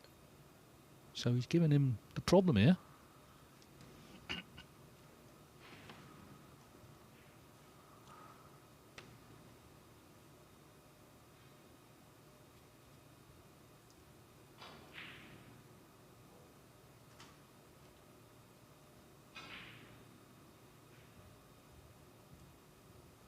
Here we go then, off the side cushion.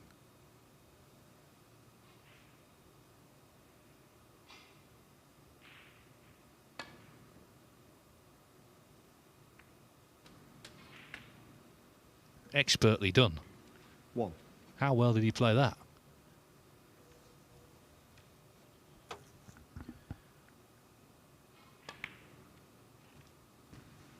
It could lead to plenty.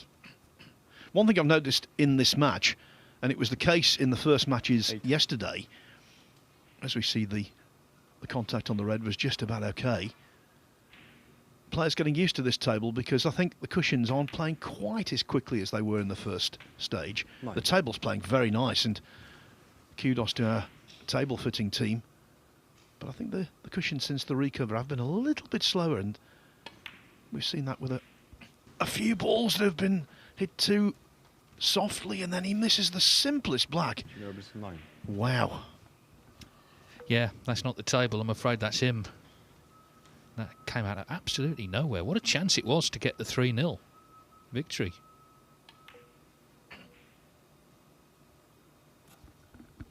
Do you remember in the very first frame he missed an absolutely routine bread and butter red to the same pocket? Yes, he's 2-0 up. Things are going well, but he's missed some really simple balls.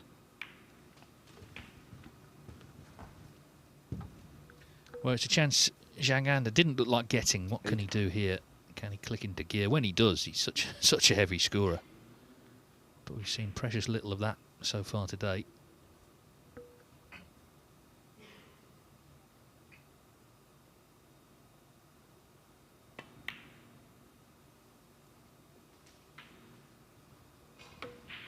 Nine.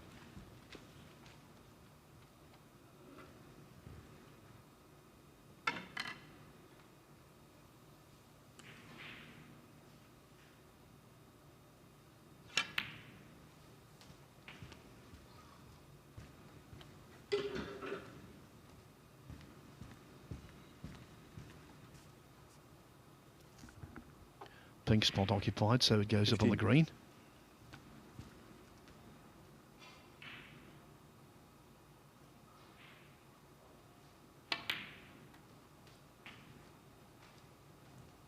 $16.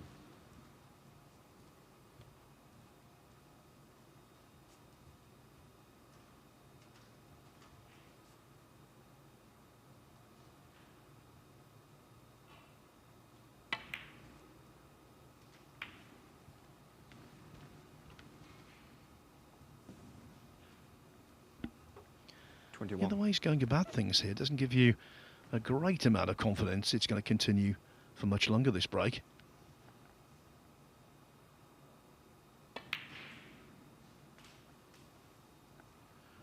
Red just struggling in. 22.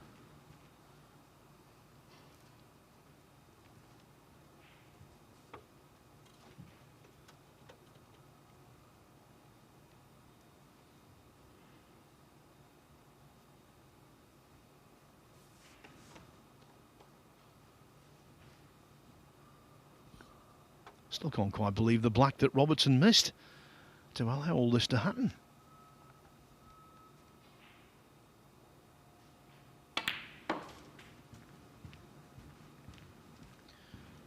Well, Zhang for a split second contemplated the pink, but he realised that the blue was the way forward. Deftly used the bump in the middle pocket to get a little closer to these reds. Yeah, but you just see that coming. Fernanda 27.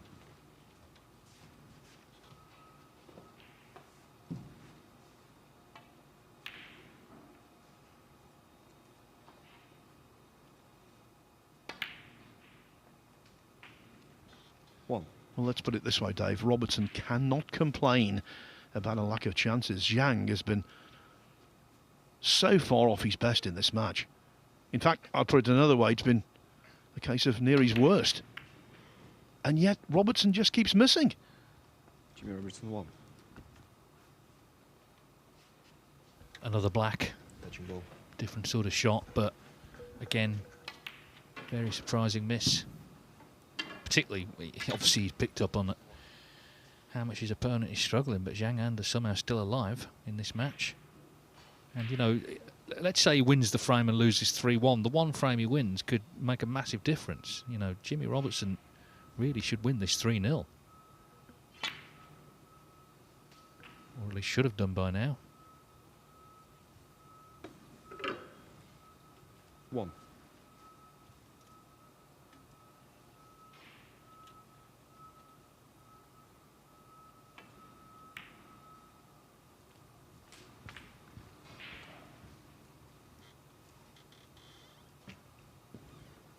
Six.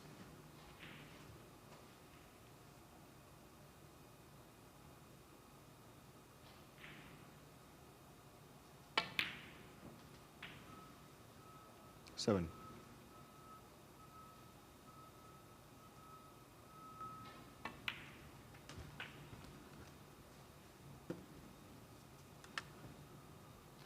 So 30 in front. 14. Not much more to do. A couple more reds. And he should be on the scoreboard. And as I say, Robertson May well have missed a big trick here. 15. Yeah, when he got on that red there, very strange and timely piece of dejection because he was absolutely bang in. 31 in front. So blue, red, black. Robertson will need a snooker.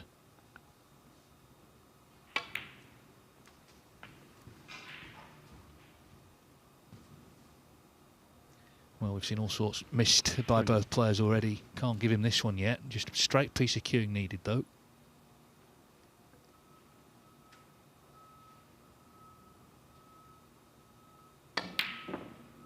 Yeah, I mean, you just had the feeling something was coming because that's the sort of match it's been.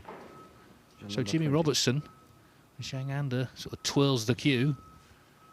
He's in again. Now, the green is safe, so that could be an issue.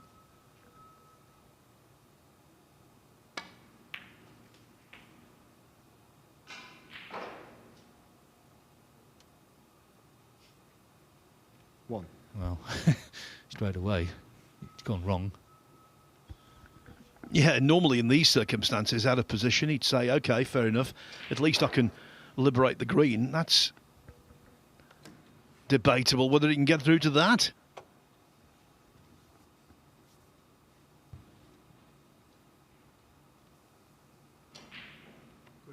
Green.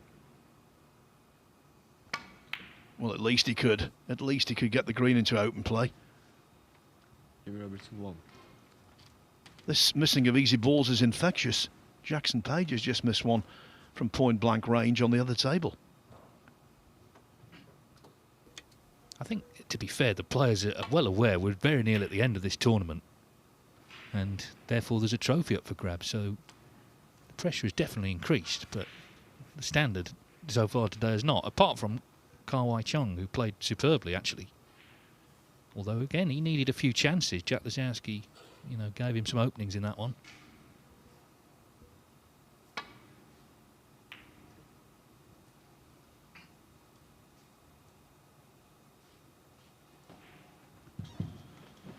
Well, he caught that red far, far thinner than he wanted to. And if the green is blocking Zhang's path to it, that's been really, really lucky.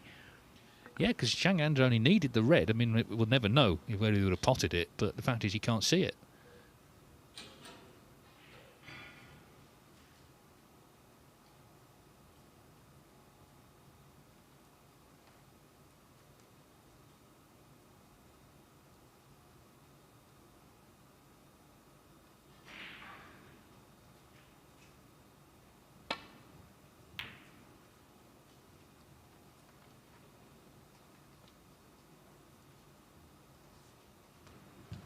Play that on well, though.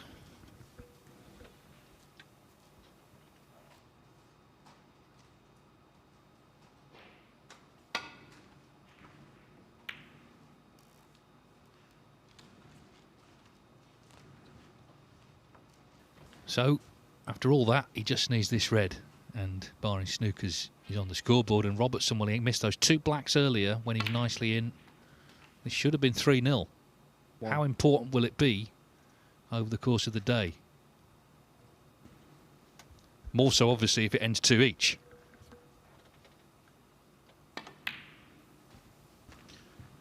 Not very often you say this on tour nowadays, Dave. Zhang Anda played a bad frame and he's won it. Well, to be fair, they both played a bad frame. But in this format, all the frames basically count the same. Unless there's a really big break, which of course can be a bonus.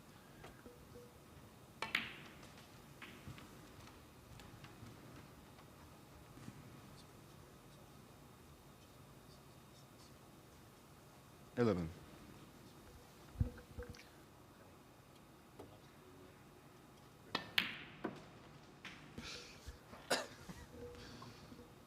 $13. He's not a character, Zhang Anda, who gives much away, but you did see just a little bit of frustration earlier when he went back to his seat. He was sort of twirling his cue. It's about as much as you get from him. Anyway, 16. be happier now. Not with the performance, but at least he's won the frame.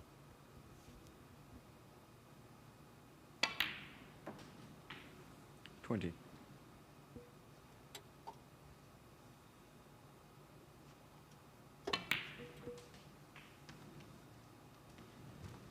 $25.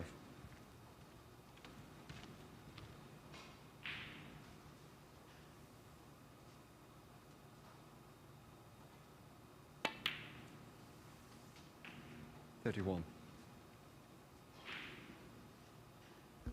In the end, he did play a good safety, and that's what yielded this 38. visit, Any frame. which has given Zhang Anda the frame. Jimmy Robertson had his chances there for 3-0. They were really golden chances, and he just couldn't put the match away. And, well, now he's facing the prospect of a draw. We can see a couple of the mistakes here. That red going to the near jaw. But it was the two blacks, Phil, I think, that were the most surprising. This one especially. Well, he was beautifully in here. The red we just saw actually was very early in the first frame, so you could give him a pass on that one. Not yet settled, but by this stage he was settled, or at least he should have been. And two blacks that should have been nailed comfortably remained on the table. If he only gets a draw from this match, I think he would be extremely disappointed, crestfallen. Yeah, because so far Zhang Anda hasn't played well, but that could change now. You know, don't be surprised if he comes out, makes a one visit, and it's 2-all. We'll see. Robertson's still able to win the match, of course. Still first frame next door. Jackson plays, though, well in front against Schuster. Yeah, on the theme of mistakes, that one's following suit. Plenty of errors in Sousa and Page thus far. Well, Zhang Anda stays on to play Ka Wai Chung, of course, has already won 3-0 against Lazowski, so would love to go into that, having got a draw here.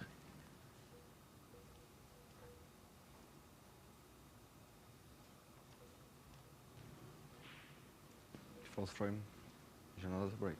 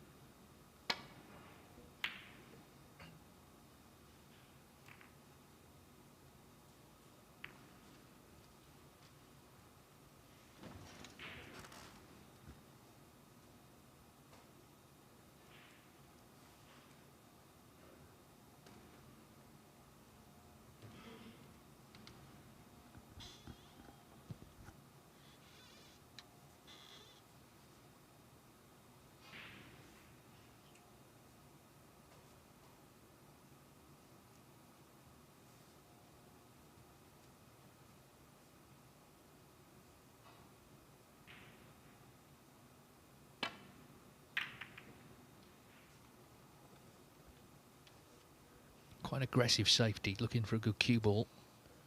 And it is pretty good.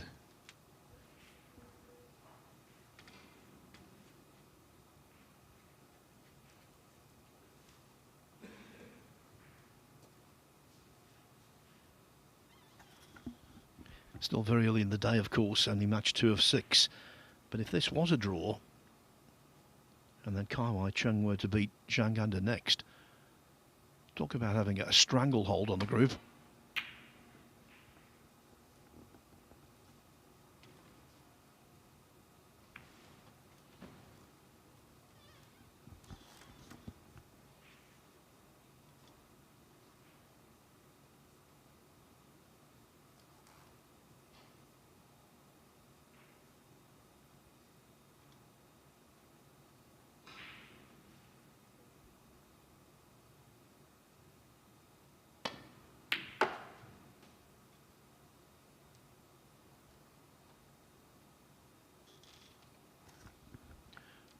A shot to nothing with a twist, because where the brown is,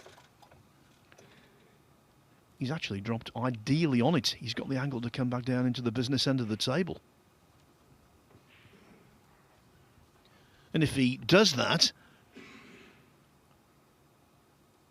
well, normally you would expect him to be clinical.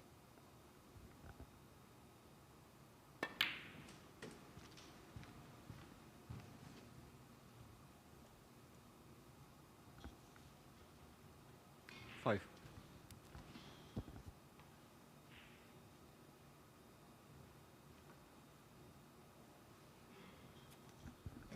He would love the red that's next to the pink to float in.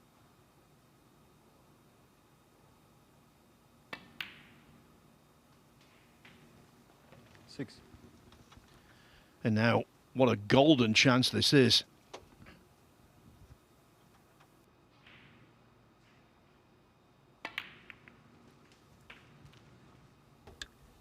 Yes, for someone who was dead and buried about 10 minutes ago, or so it seemed. 13. Couldn't do anything. I did say don't be surprised if he wins the frame in one visit now. 14. And then, of course, can take that confidence forward to the next match, and who knows where we are by the end of the day. Yeah, because you might not have 21. guessed it from what you've seen so far in this match, but normally when he's in amongst the balls, Zhang is one of the most reliable players on tour.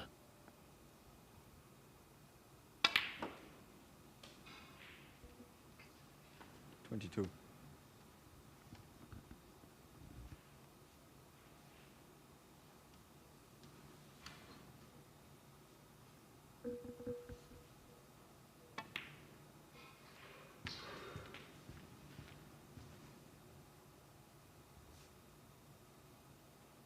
$29. Yes, he can get through the gap. And that makes another couple of reds accessible, available.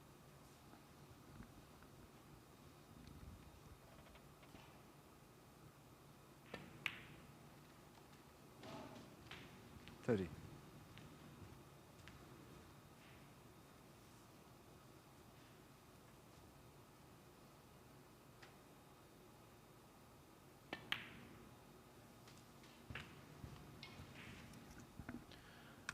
Robertson's only got himself to blame. 37. Missed a couple of elementary blacks.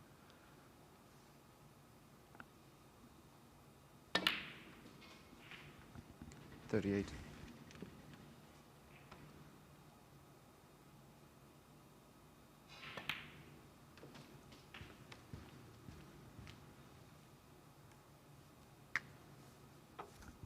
Again, evidence there that the players are expecting a little more bounce off that top cushion.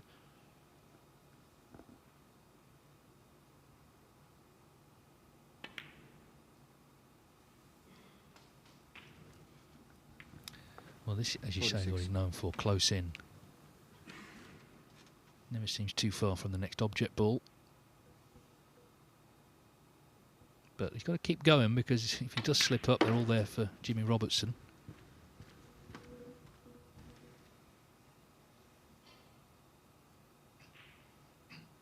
$51.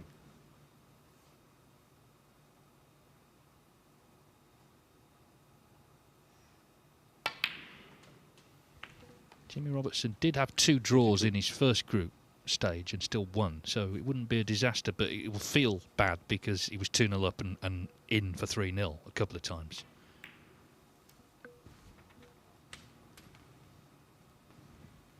You know, if you're Zhang's position, you're 2-0 down, you force the draw, you feel great. And he's a few balls from doing that now. 58.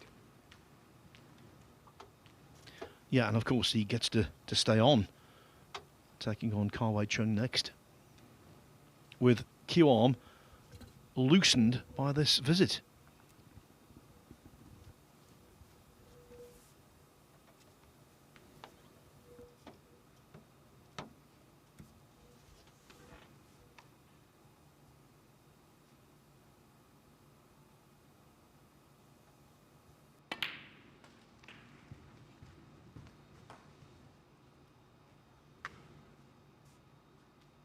$65. Red and a colour needed then to complete the draw, the comeback. And of course, potentially beat the 1-2-3 break of Kawai Chung. 66. But it's been a quality contribution. This is what we're used to, really, from Zhang Anda. I'm sure he's as surprised as anyone, though, that he got the chance, because it was all day long 3-0. 71. But it's going to be 2 each. 72.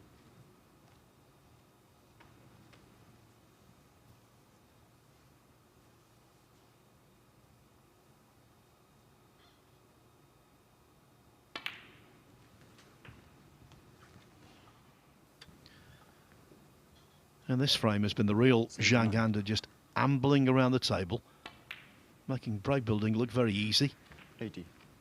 most of the time, hitting the balls with little pace, just caressing them and manufacturing breaks. 87. That's what he's known for. That's what he's excellent at. Not the case in the first 3 frames, but finally he's come to life.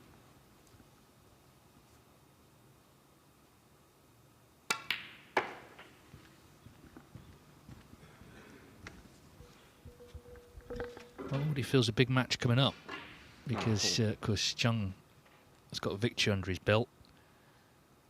But Zhang Anda, if he beats him, of course, can overtake him in the table. 95. But, well, it was an almost inevitable finish, the way this ended. After he won that last frame, you just felt he was going to step in, and that's what he's done with a quality break to force the draw. A century, already his 5th of the season. He had 2 in the first stage of this 101. Championship League.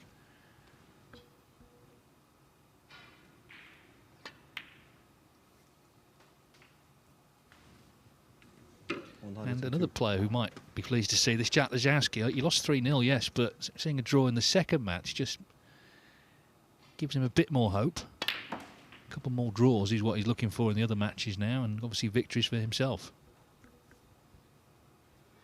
109. Now, he's looking here to beat the 1-2-3 that Kawai Chung made. And he's not done that. He's missed the yellow. But anyway, 109.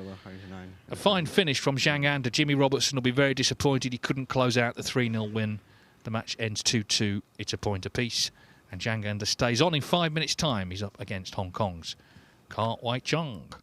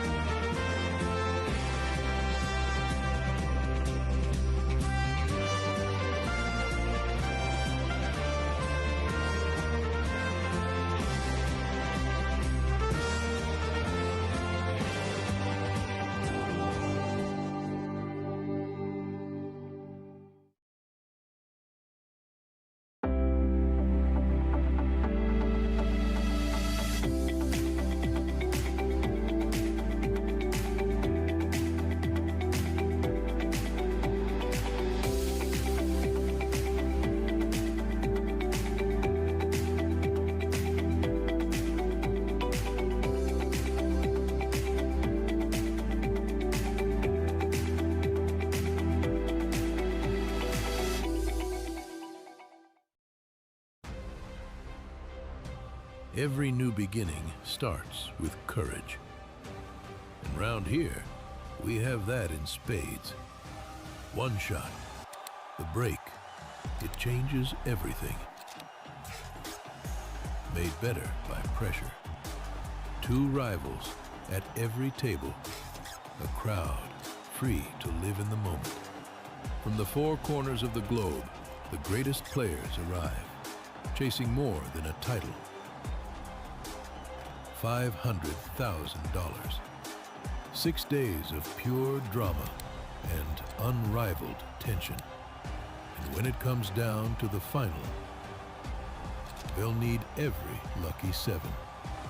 Take 8 seconds to steady the heart and sink the 9 for glory. The U.S. Open. Witness history in Frisco, Texas.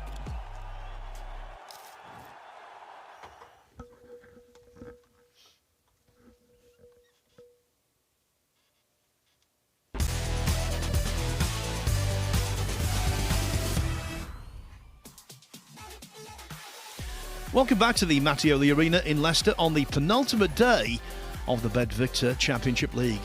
This is the last knockings of the second stage. Kawai Chung has made an absolutely dream start, beating Jack Lazowski 3-0, helped by breaks of 61, 57 and 123. So he sits pretty at the top of the table. Zhang Anda and Jimmy Robertson just played out a 2-all draw, so they got 1 point each. And Lazowski has a lot of work to do. Next up, Zhang looking to build on the way he played in the final frame of his match against Jimmy Robertson. Kawai Chung to break. And maybe puncture Kawai Chung's 100% record. Conversely, if the man from Hong Kong wins this match, Stephen Hallworth, he would take all the stopping. Yeah, it's a massive opportunity, isn't it, now, for Kawai Chung. He's had the perfect result in the previous game. That's gone his way. And again, all you can do yourself is try and take care of things when you're at the table. So if he gets his chance, he's got to try and convert it and put the pressure on everyone else. It could be a huge advantage.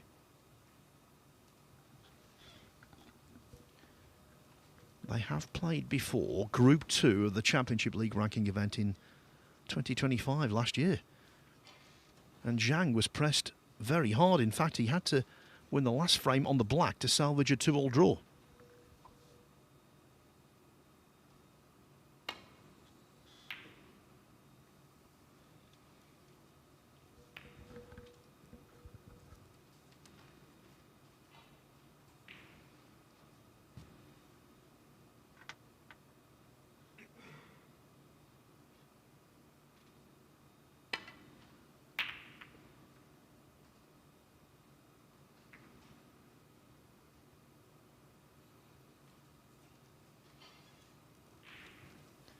Good safety shot in the end. He stayed with it because he wasn't quite sure the cue ball was going to find its intended place in bulk, but it just about got there. Another example of just how quick this cloth is playing on this table. It just kept running, didn't it?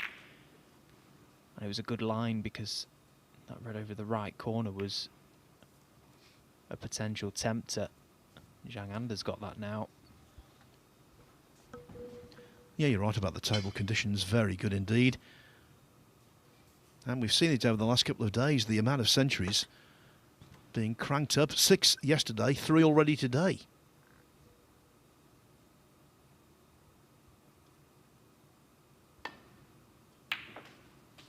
One. And Zhang is something of a century machine when he gets going. Yeah, it's in this sort of area that he excels. Close control around the black spot.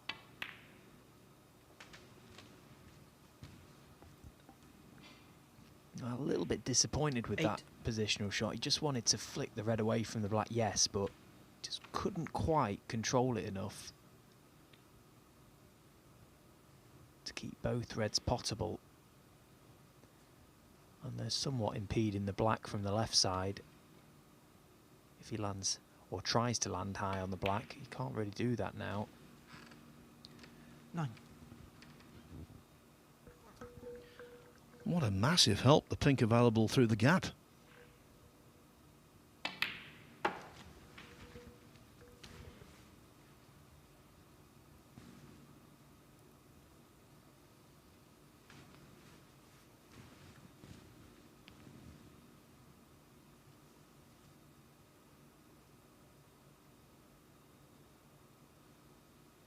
$15.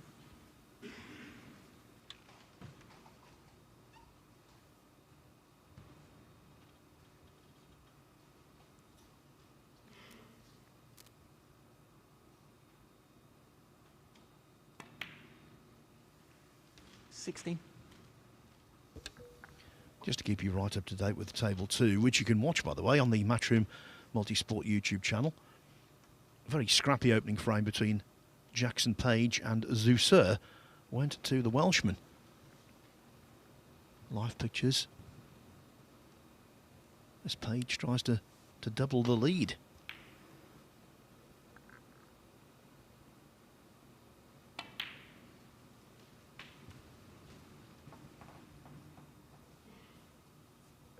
$23. Well, Zhang Anda's had a couple of looks at these two reds close together.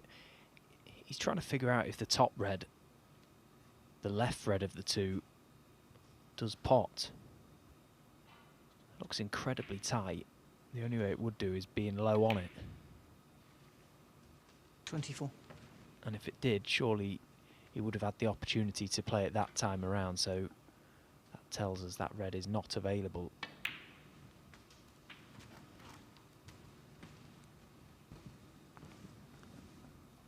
$29.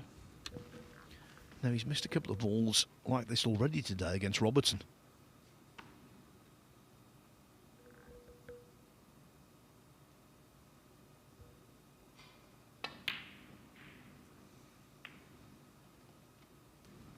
And there's another Hang under that 29. actually was nowhere near its target. That was missed by a mile.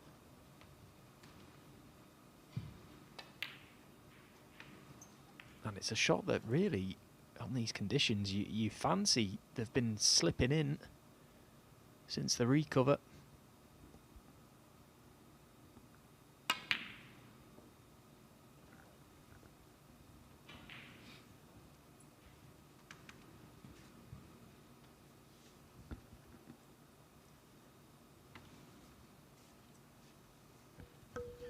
Of course, Stephen, you beat Zhang in the Wuhan Open qualifiers. Must have been very proud with that victory, especially the way it was achieved with a snooker in the last frame. Yeah, very much so. He's a top player, Zhang Anda. He's climbed the rankings drastically in the last few seasons, and you know everyone sees him as probably a top 16 player. To be honest, it's not a nice draw, but I think having won a couple of matches going into that game, I felt a lot better equipped.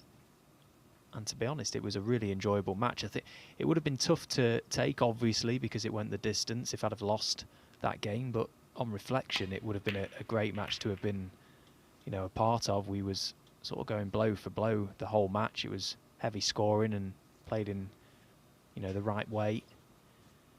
It just goes to show if you keep trying that perseverance, trying to get that snooker in the last frame, sometimes it will pay off. And for me, it did that day. So did you lay a really cracking snooker, or did he miss one unexpectedly? It was a pretty good one, actually. There was 35 left on the table with the one red available. He left it over the middle pocket, but the black was safe, so I sort of took a calculated gamble, potted the red and blue for the points, and then left myself needing to get a snooker and position the cue ball nicely on the yellow. 5. Played it in a way that I could bring the black off the cushion in the process of laying the snooker, so it was a bit of a 2-in-1 shot, and eventually got the penalty points out of him, made a good clearance.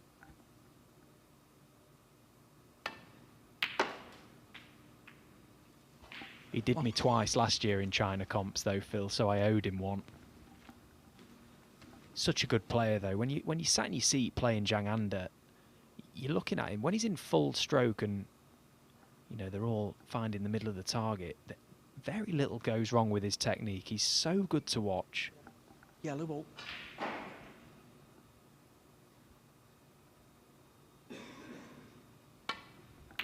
And another thing that's just so noticeable with him, Zhang Anda he 1. very rarely overhits the ball.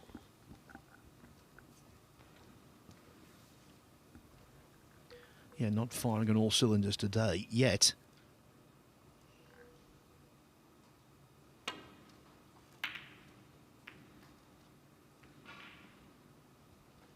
Oh, and things are going very much in the direction of Kawai Chung. What a fluke.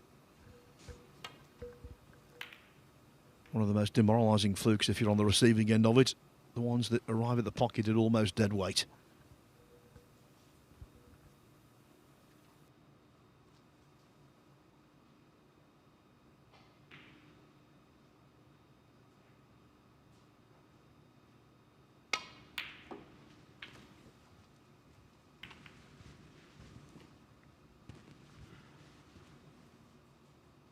Three.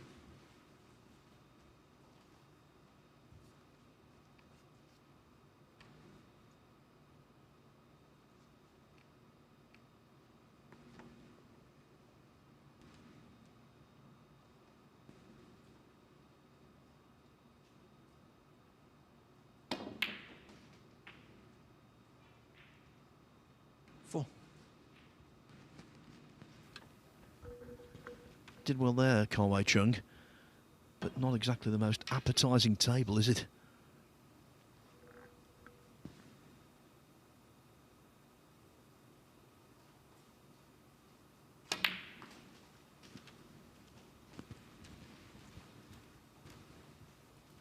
And he's not going to enjoy where this blue's about to be placed. No. He's got to take the other red now to right corner. Depending on what sort of angle, I think he's okay. He can just get enough on the cue ball to avoid the four reds and side cushion back up for the blue. But it's a tough pot now with the rest.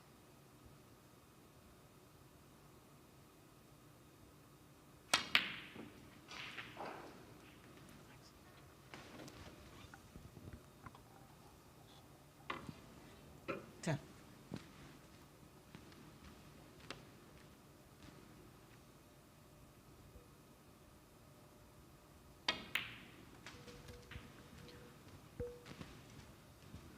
And now the real toil begins. 15.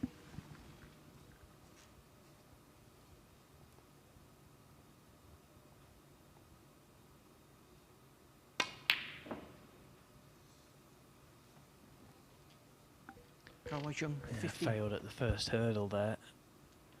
Because look at the angle he had on the blue, it was nice. Could have gone top cushion into the four reds. Could have played anything really from there.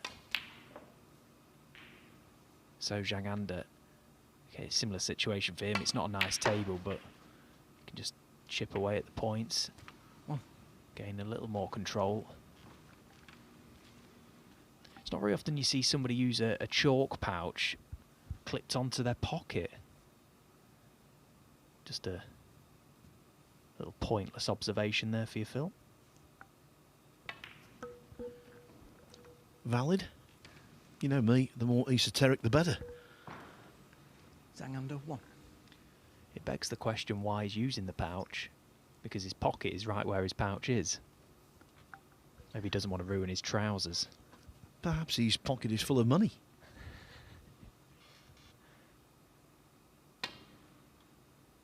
Well, it isn't after losing to me in the Wuhan.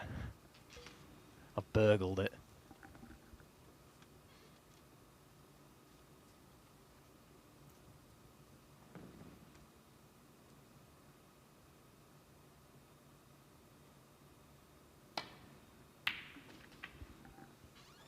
Makes you think of the players that you see down the club when they wear the jeans and they put the chalk, and then over the years the pocket just becomes like string, doesn't it? And all blue and horrible.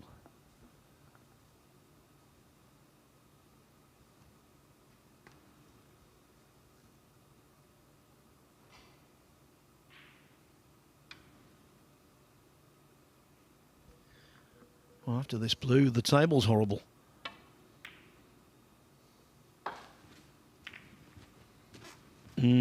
Valiant effort. Now, is the one maybe 6. available to the yellow bag? Yeah, he's played that well. He controlled it nicely. He just used the angle he had on the blue to play the split to the reds. He didn't need to go at them with too much pace, and they could have opened nicer. Sang under 6. Galway Chung had a 2-year card after winning the World Snooker Federation Championship in Albania in 2024. Lost that card at the end of last season. But immediately he regained it at Q School. So, for this season at least, doesn't have to worry about rankings, just winning matches, collecting prize money.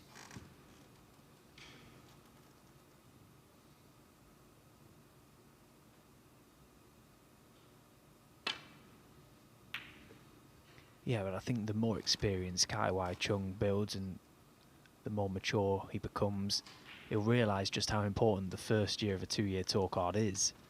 Because the more damage he can do this season, it'll just put him in such a better place for next season. So it's good to see him having a run in this event, and it looks like it's in a good place to continue at the moment in this group.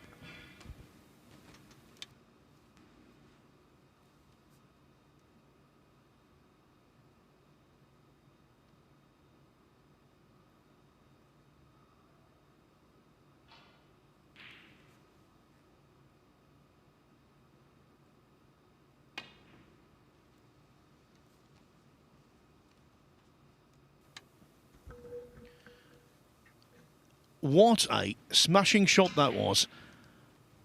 Now, he might have left a red to right middle, but even so, a very good escape attempt.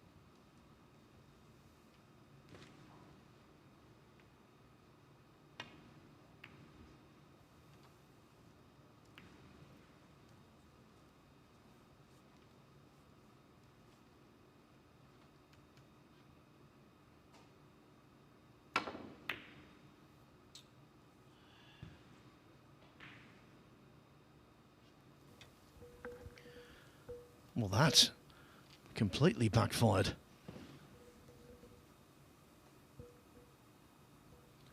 Look at Zhang's face.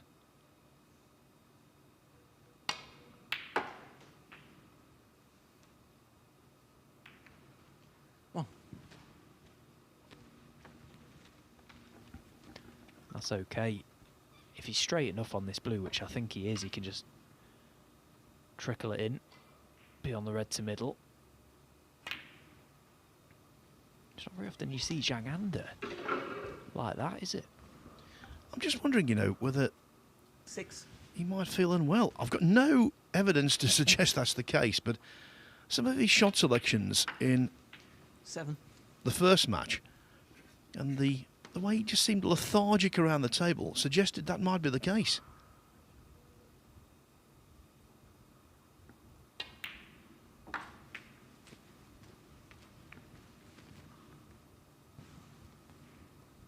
I remember one year in the Championship League ranking event, Cao Yupong, who was a fine player, who gave up on snooker to play Chinese 8-ball in his homeland, he got to the final day, the last 8, and was laid low by a really bad stomach bug. It was a real shame.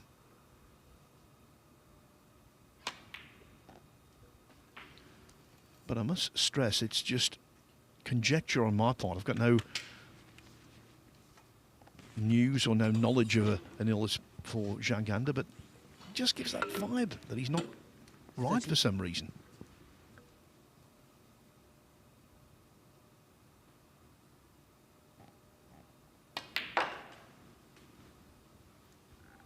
Yeah, it's funny because we hold Zhang Anda and a lot of players around his rank 20. near the top of the rankings to such high regard, and the second the level drops, it's like we've got to find a reason as to why they're not playing to that level today. Could just be an off day, we don't know. 21. Yeah, it's not so much the way he's playing though, Stephen, it's how he is. He's shown a lot of irritation with certain shots, and that's not him. And now he's, as you pointed out, slumped in his chair. We'll see.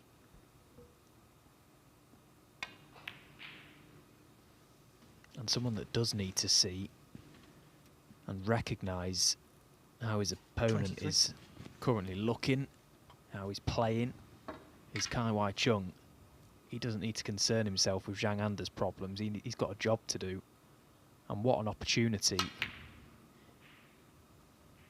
Having won his first match 3-0, he's made the perfect start.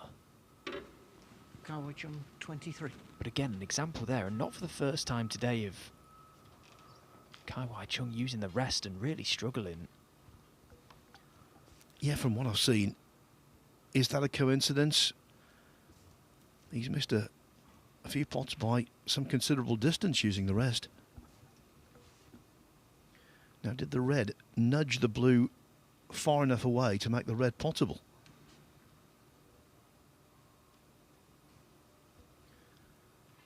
What a difference a millimetre makes here.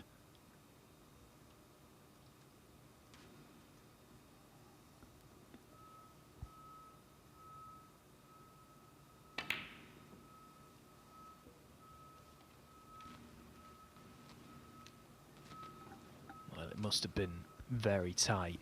Holds his hand up, the blues saved him. It's always worth going around the other side of the table in that situation. Look from the pocket side. That's the true image. Did that on a red earlier against Robertson.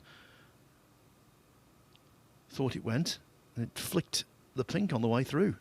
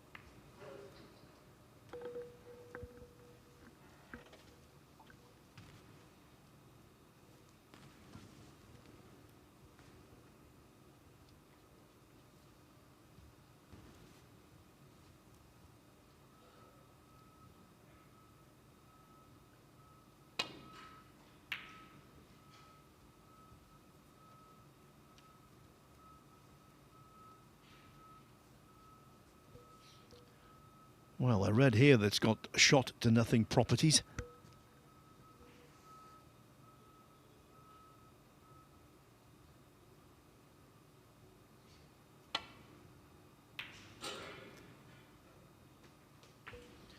Few are better at that kind of shot. Mind you, the way he played it, the pace he played it, forget the shot to nothing. Had that stayed in the jaws, it would have been left on. He's got the perfect angle to chip the green out as well here. Really nice shot. Now anything but straight, and he can do something with this yellow. If he's straight, it'll be a very thin green.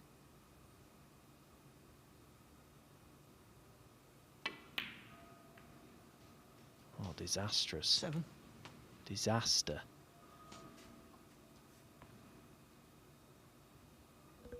Well, why run the risk of getting a fullish contact to the brown? Surely play it a little slower and just flick off it. Leave the thin green, at least give yourself a chance. That is a massive misjudgment.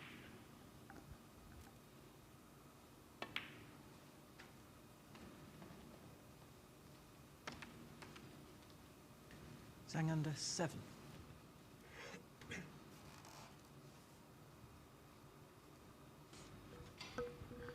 He's left the gap, it seems, between blue and pink.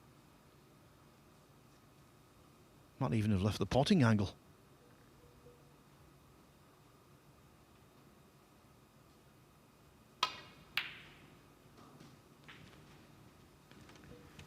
Yeah, good spot, Phil. But how do you fancy these? Well, there's barely anything to separate them in this frame, just the 8 points. I'd love to try and get this frame won now, but is that pushing the boat out?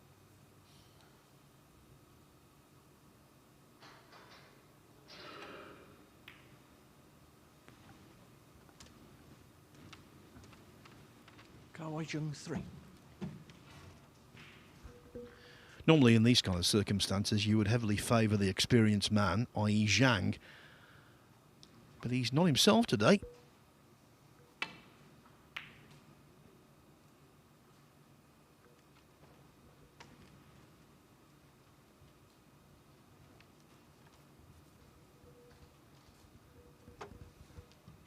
No, he's played a pretty good shot there. If it's close to being straight to the corner pocket, there might be a double kiss on.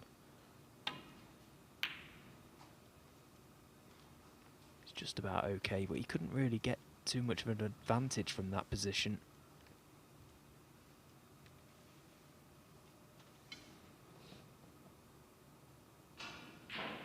Well, it's a big shot to take this brown on. He's got a guaranteed safety, but yeah, right decision. Good decision and played it nicely.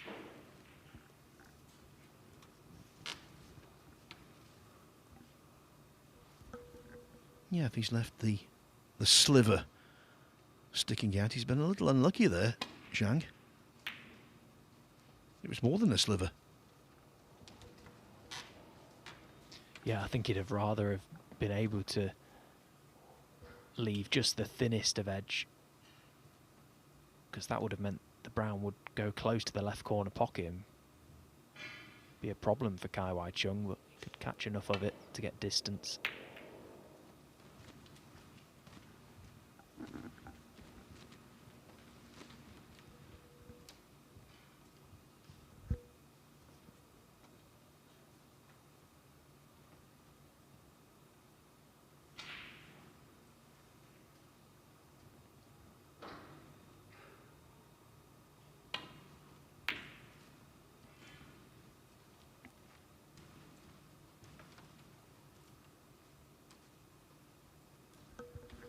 What an important exchange this could be.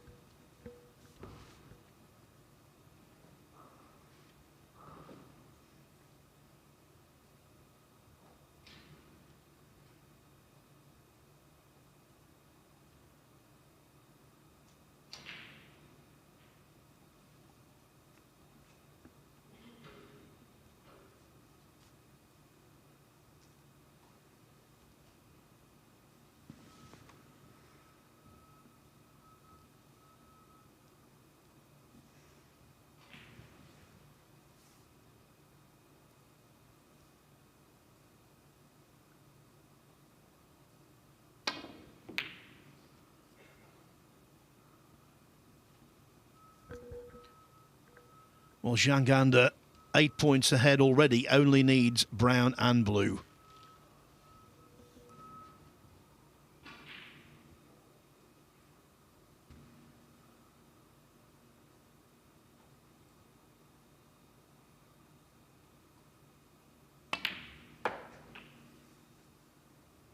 4. Not been a vintage frame by any means. But they all count the same, Stephen. Yeah, I would just be happy to have got the first frame won. 9. Might just set him off on the right foot in this match. Chance for something to build on, because he needs it desperately to stay in touch. 15. First frame. Zhang. Zhang edges the opening frame on the blue. Ka Wei Chung loses his first frame of the day. This is the last match on table 1 of the session, but over on table 2, we're just taking a peek into the second match of the session. It's been really slow going. This frame lasting 33 minutes so far. Yeah, Jackson Page, just before we came to this table, missed an unbelievable green to the middle pocket. He couldn't believe he missed it, and neither could I, to be honest. And yet he's still in there punching, because Zhu Se has snookered himself. And he's only 18 ahead with 22 on. Isn't it mad what can happen on a snooker table? A minute ago he had that pink safe, now everything's in play and he's got to get this brown safe.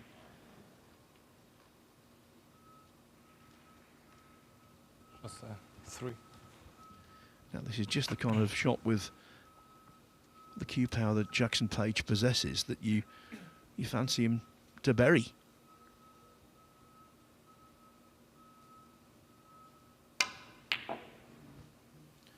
No, sir.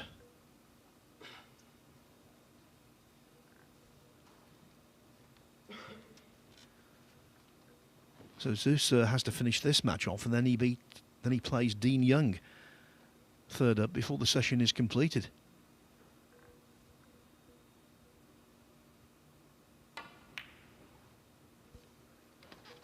It's been a real struggle for both players. Don't think either of them want this frame. They've both had many chances to get it won. Oh, Jackson Page steadying himself.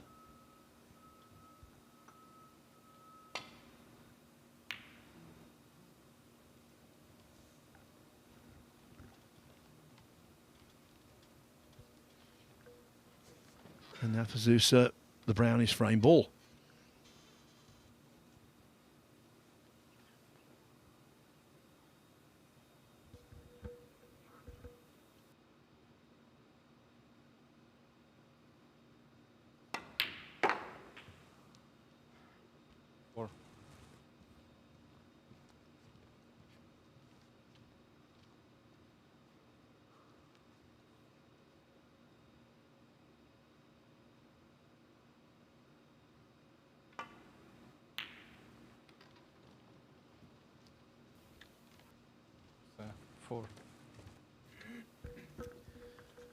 No mistake on the brown, no positional ambition.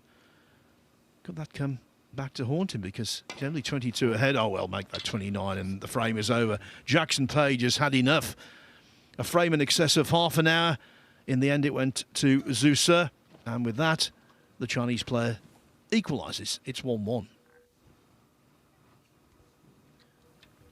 Yeah, you mentioned just as our first frame concluded, before Ka Wei Chung left the arena, that he's dropped the first frame of the day as far as he's concerned. Well, that's only the second frame in the event that he's dropped, isn't it? He won his first group with 9 points, dropped just the single frame, so he's been utterly dominant from Ka Wei Chung so far. Zhang under to break. Yes, and he came through a group in which there was lots of good snooker. Group 26. He beat Matthew Stevens 3-0, Ashley Carty 3-1, and George Pragnell 3-0.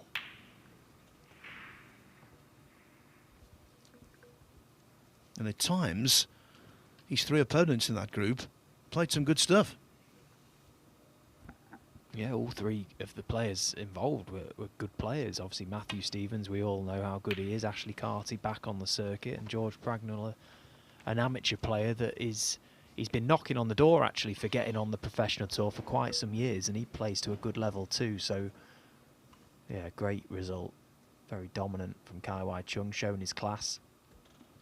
Showing perhaps more than we saw from him last season, which is good.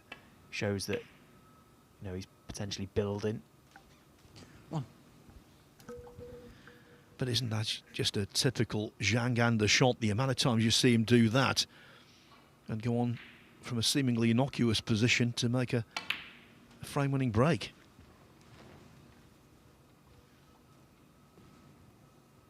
Eight. Can't explain to you just how accurate you need to be on that kind of shot to knock it in. 9.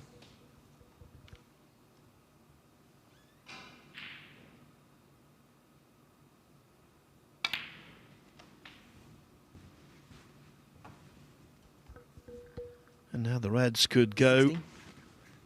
all over the county of Leicestershire.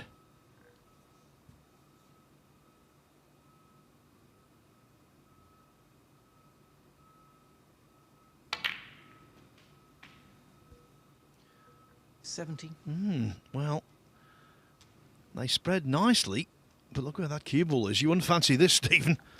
Yeah, they've spread lovely, and you know, he played that again at what I thought was the right pace, but just a slightly thin contact to a red and lost the cue ball.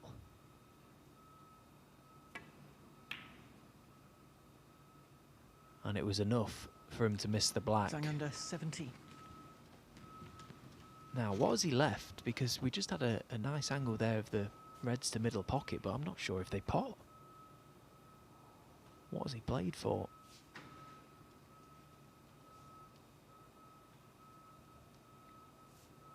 It's ever so tight if one of those reds does go.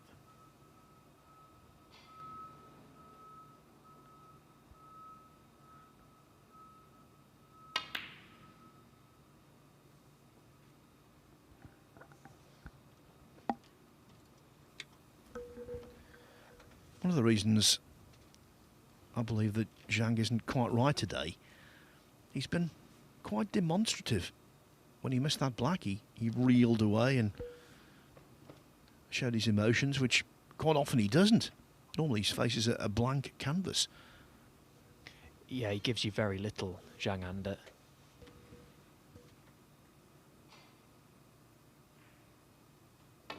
And when you do get something out of him, you've got to really try and capitalise on that. Try and keep your foot down on top of him, because, as I say, you never get any emotion from Zhang Anda. Outside of the matches, he's a happy-go-lucky character. But yeah, very serious when he's in the arena. Well, it seems the players will be trying to pot something up into the far pockets here with this black over this corner.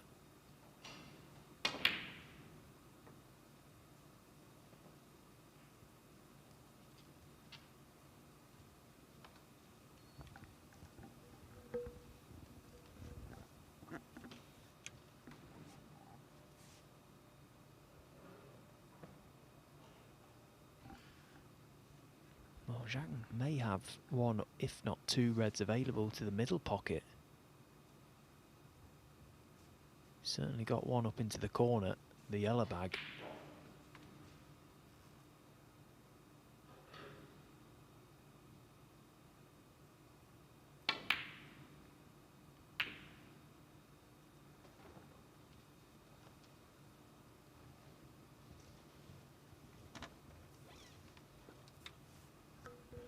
Whoever gets in should make plenty.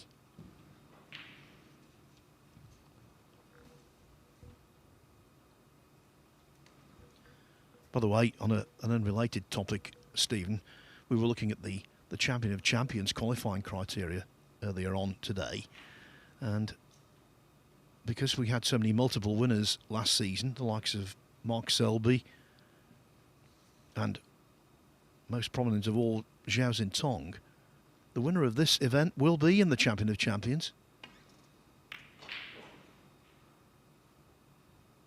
So lots to play for, and consequently when balls go round the rim like that, that's hard to take.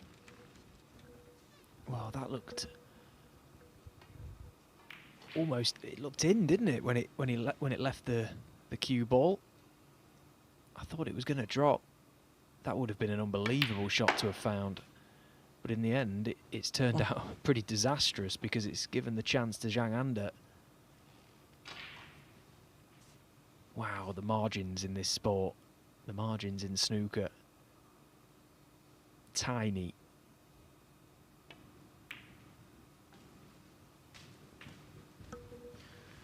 Yeah, just on what I was saying before about the Champion of Champions, that's not tiny, it's big, it's a big event. Played here at the Mattioli Arena in November. 7.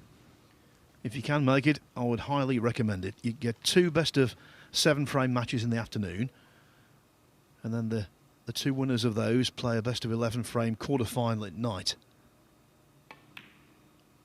That's the first 4 days. Then the semi-finals and 10. the big showcase final.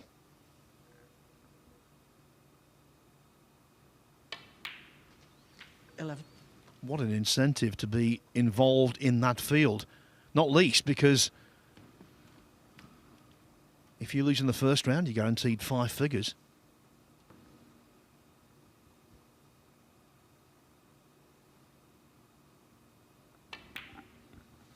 Yeah, we always look at an event and look at what the winner will receive and 16. think of the prize money and the ranking points. Whoever lifts the title here tomorrow night will leave with 33 big ones, but that's not the whole story.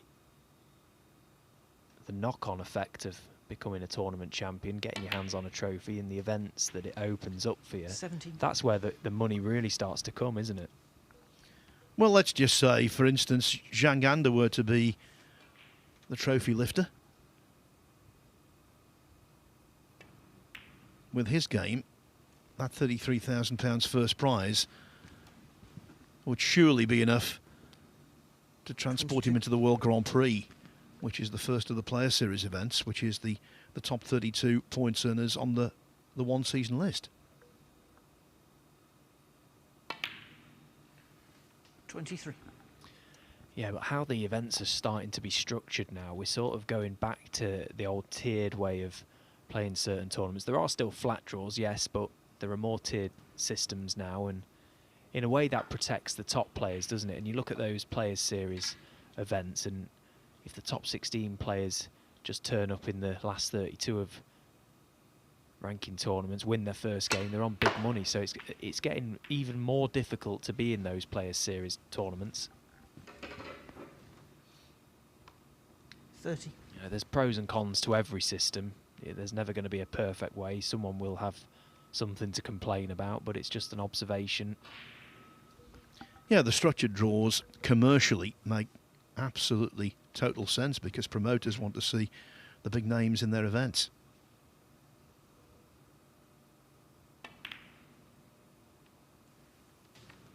$31.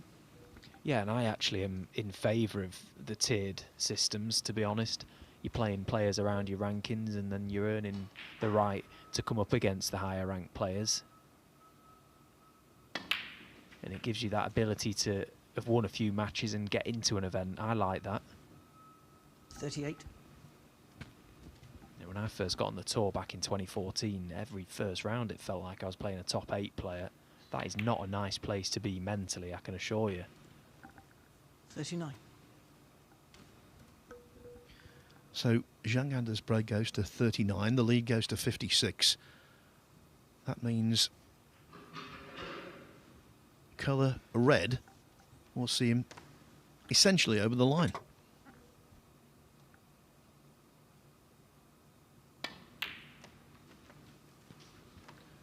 Lovely shot. Ignored the much easier blue because the brown offered 43. better position.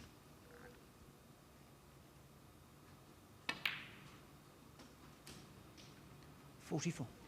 Well, he was slow to wake up, Stephen, but this is, I think, the best frame he's played all day.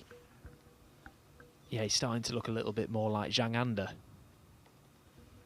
The hard work is done in this frame. He's just got to see it out now. Might play a little nudge to the 2. Oh, it's perfect. Again, he's just got such a lovely touch, hasn't he? Yeah, if you're just joining us, Zhang made a break of 109 in drawing 2-2 with Jimmy Robertson from 2-0 down.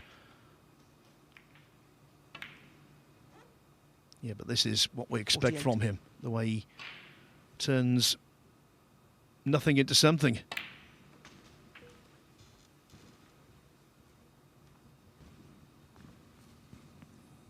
$53. But again, that old cliche comes to mind, Stephen. Game of fractions.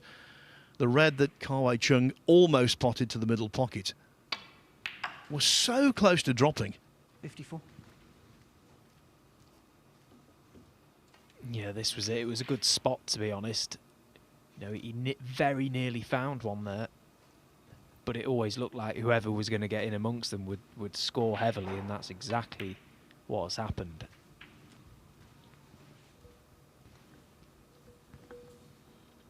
And 59. really, this result now will throw this group wide open. Kawai Chung won his first match 3-0. He can't win this match. The best he can do is salvage the draw. All players back in contention. Zhang 59 and the frame. Yes, Zhang Ganda winning that frame to love. And so he's 2-0 up. One more frame needed, and Zhang at the halfway stage of the group will move to 4 points, and that could be a challenging position. Well, the third frame of Zhu Se and Jackson Page could have a very interesting twist to it. Zhu Se 74 points ahead, but 75 still on the table.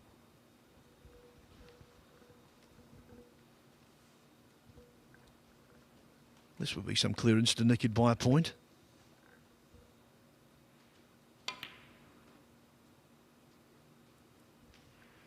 And with his skills, don't discount it. Yeah, he's pretty fond of being in and around the black spot, isn't he? A couple of years ago now in the World Championship, made 2 1-4-7 breaks against Alan Taylor. First time that's ever happened. Of course, Ronnie's since done it.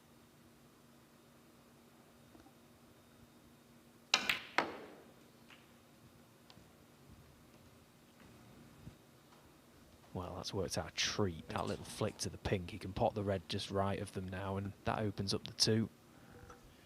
This is a realistic possibility, you know. What a steal it would be. I thought he was a little straighter, actually, on that red. Perhaps the angle was taking the cue ball into the black, but we'll keep you up to date as to how far Jackson Page goes in making this counter clearance. Yeah, yesterday, in winning the group, Jack Jones, well, he was almost out. He was 66-0 down against Marco Fu. Looked like Fu was going to salvage a draw, and that would have eliminated Jones. 16. 66 up he was, Fu, with 67 on the table. Jones won the frame by a single point. And, of course, went on to win the group, but maybe that won't be the case now after the red is missed by Page. And if I remember right, Phil, yesterday you did say when Jack Jones made that clearance to nick the frame by a point against Marco that he could be playing with freedom, and who knows what bearing that will have, and it paid off in the end. Yeah, when we went off air last night, I stayed behind to watch the end of the Table 2 match. Basically, Jones was taking on Chang Bingyu, who had been the player of the group, the player of the tournament, let's face it. He'd won his first 2 matches to get to 6 points. Jones knew he had to win. He led 2-0 and 62-0 in the next frame. In the end, Chang came back to win that one on the black, and I thought Jones won't recover from that setback, but he did. The last frame of the day was quite lengthy. It was quite scrappy, but Jones was always in control of it. And so he's through, and Chang, despite some phenomenal snooker, is out.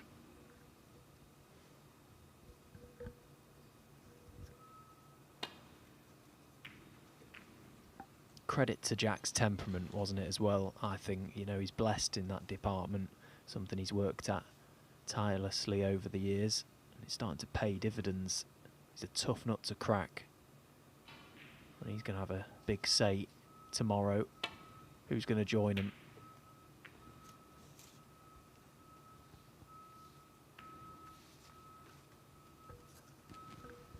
Yeah, so 2 groups in the 3rd stage tomorrow. The 2 group winners there will meet in the best of 5 frame final for glory.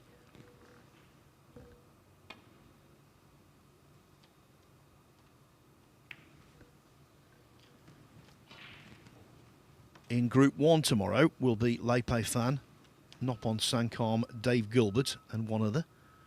Group 2, Jack Jones, Dylan Emery and Hossein Vafai. Who, by the way, in his 2nd stage group, I thought was magnificent.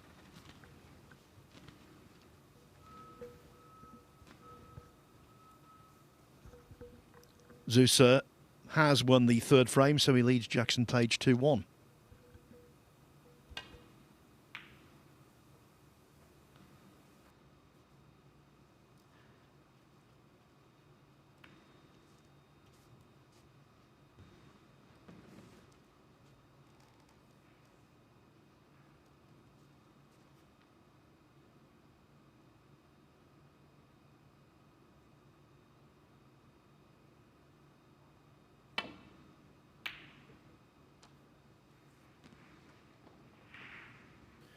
Yeah, just a reminder, the winner of this group goes into the pot with Vafai, Emery and Jones. Whoever wins this group, that group tomorrow will be a cracker.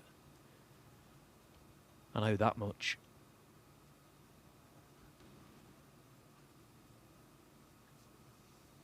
So, sight at long red, hand on table. Can he control the path of the cue ball? Good strike. Good shot. 1. Nicely played. Beautifully cued. Lovely sound.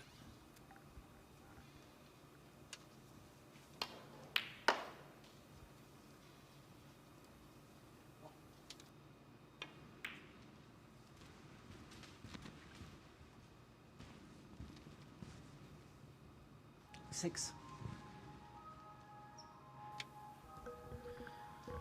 The ice cream man's back. He's been around here for all 3 weeks. Go on, Phil, get him in. I'll keep your seat warm. Kawai Chung. Well, there's 6. going to be no 99 from Kawai Chung.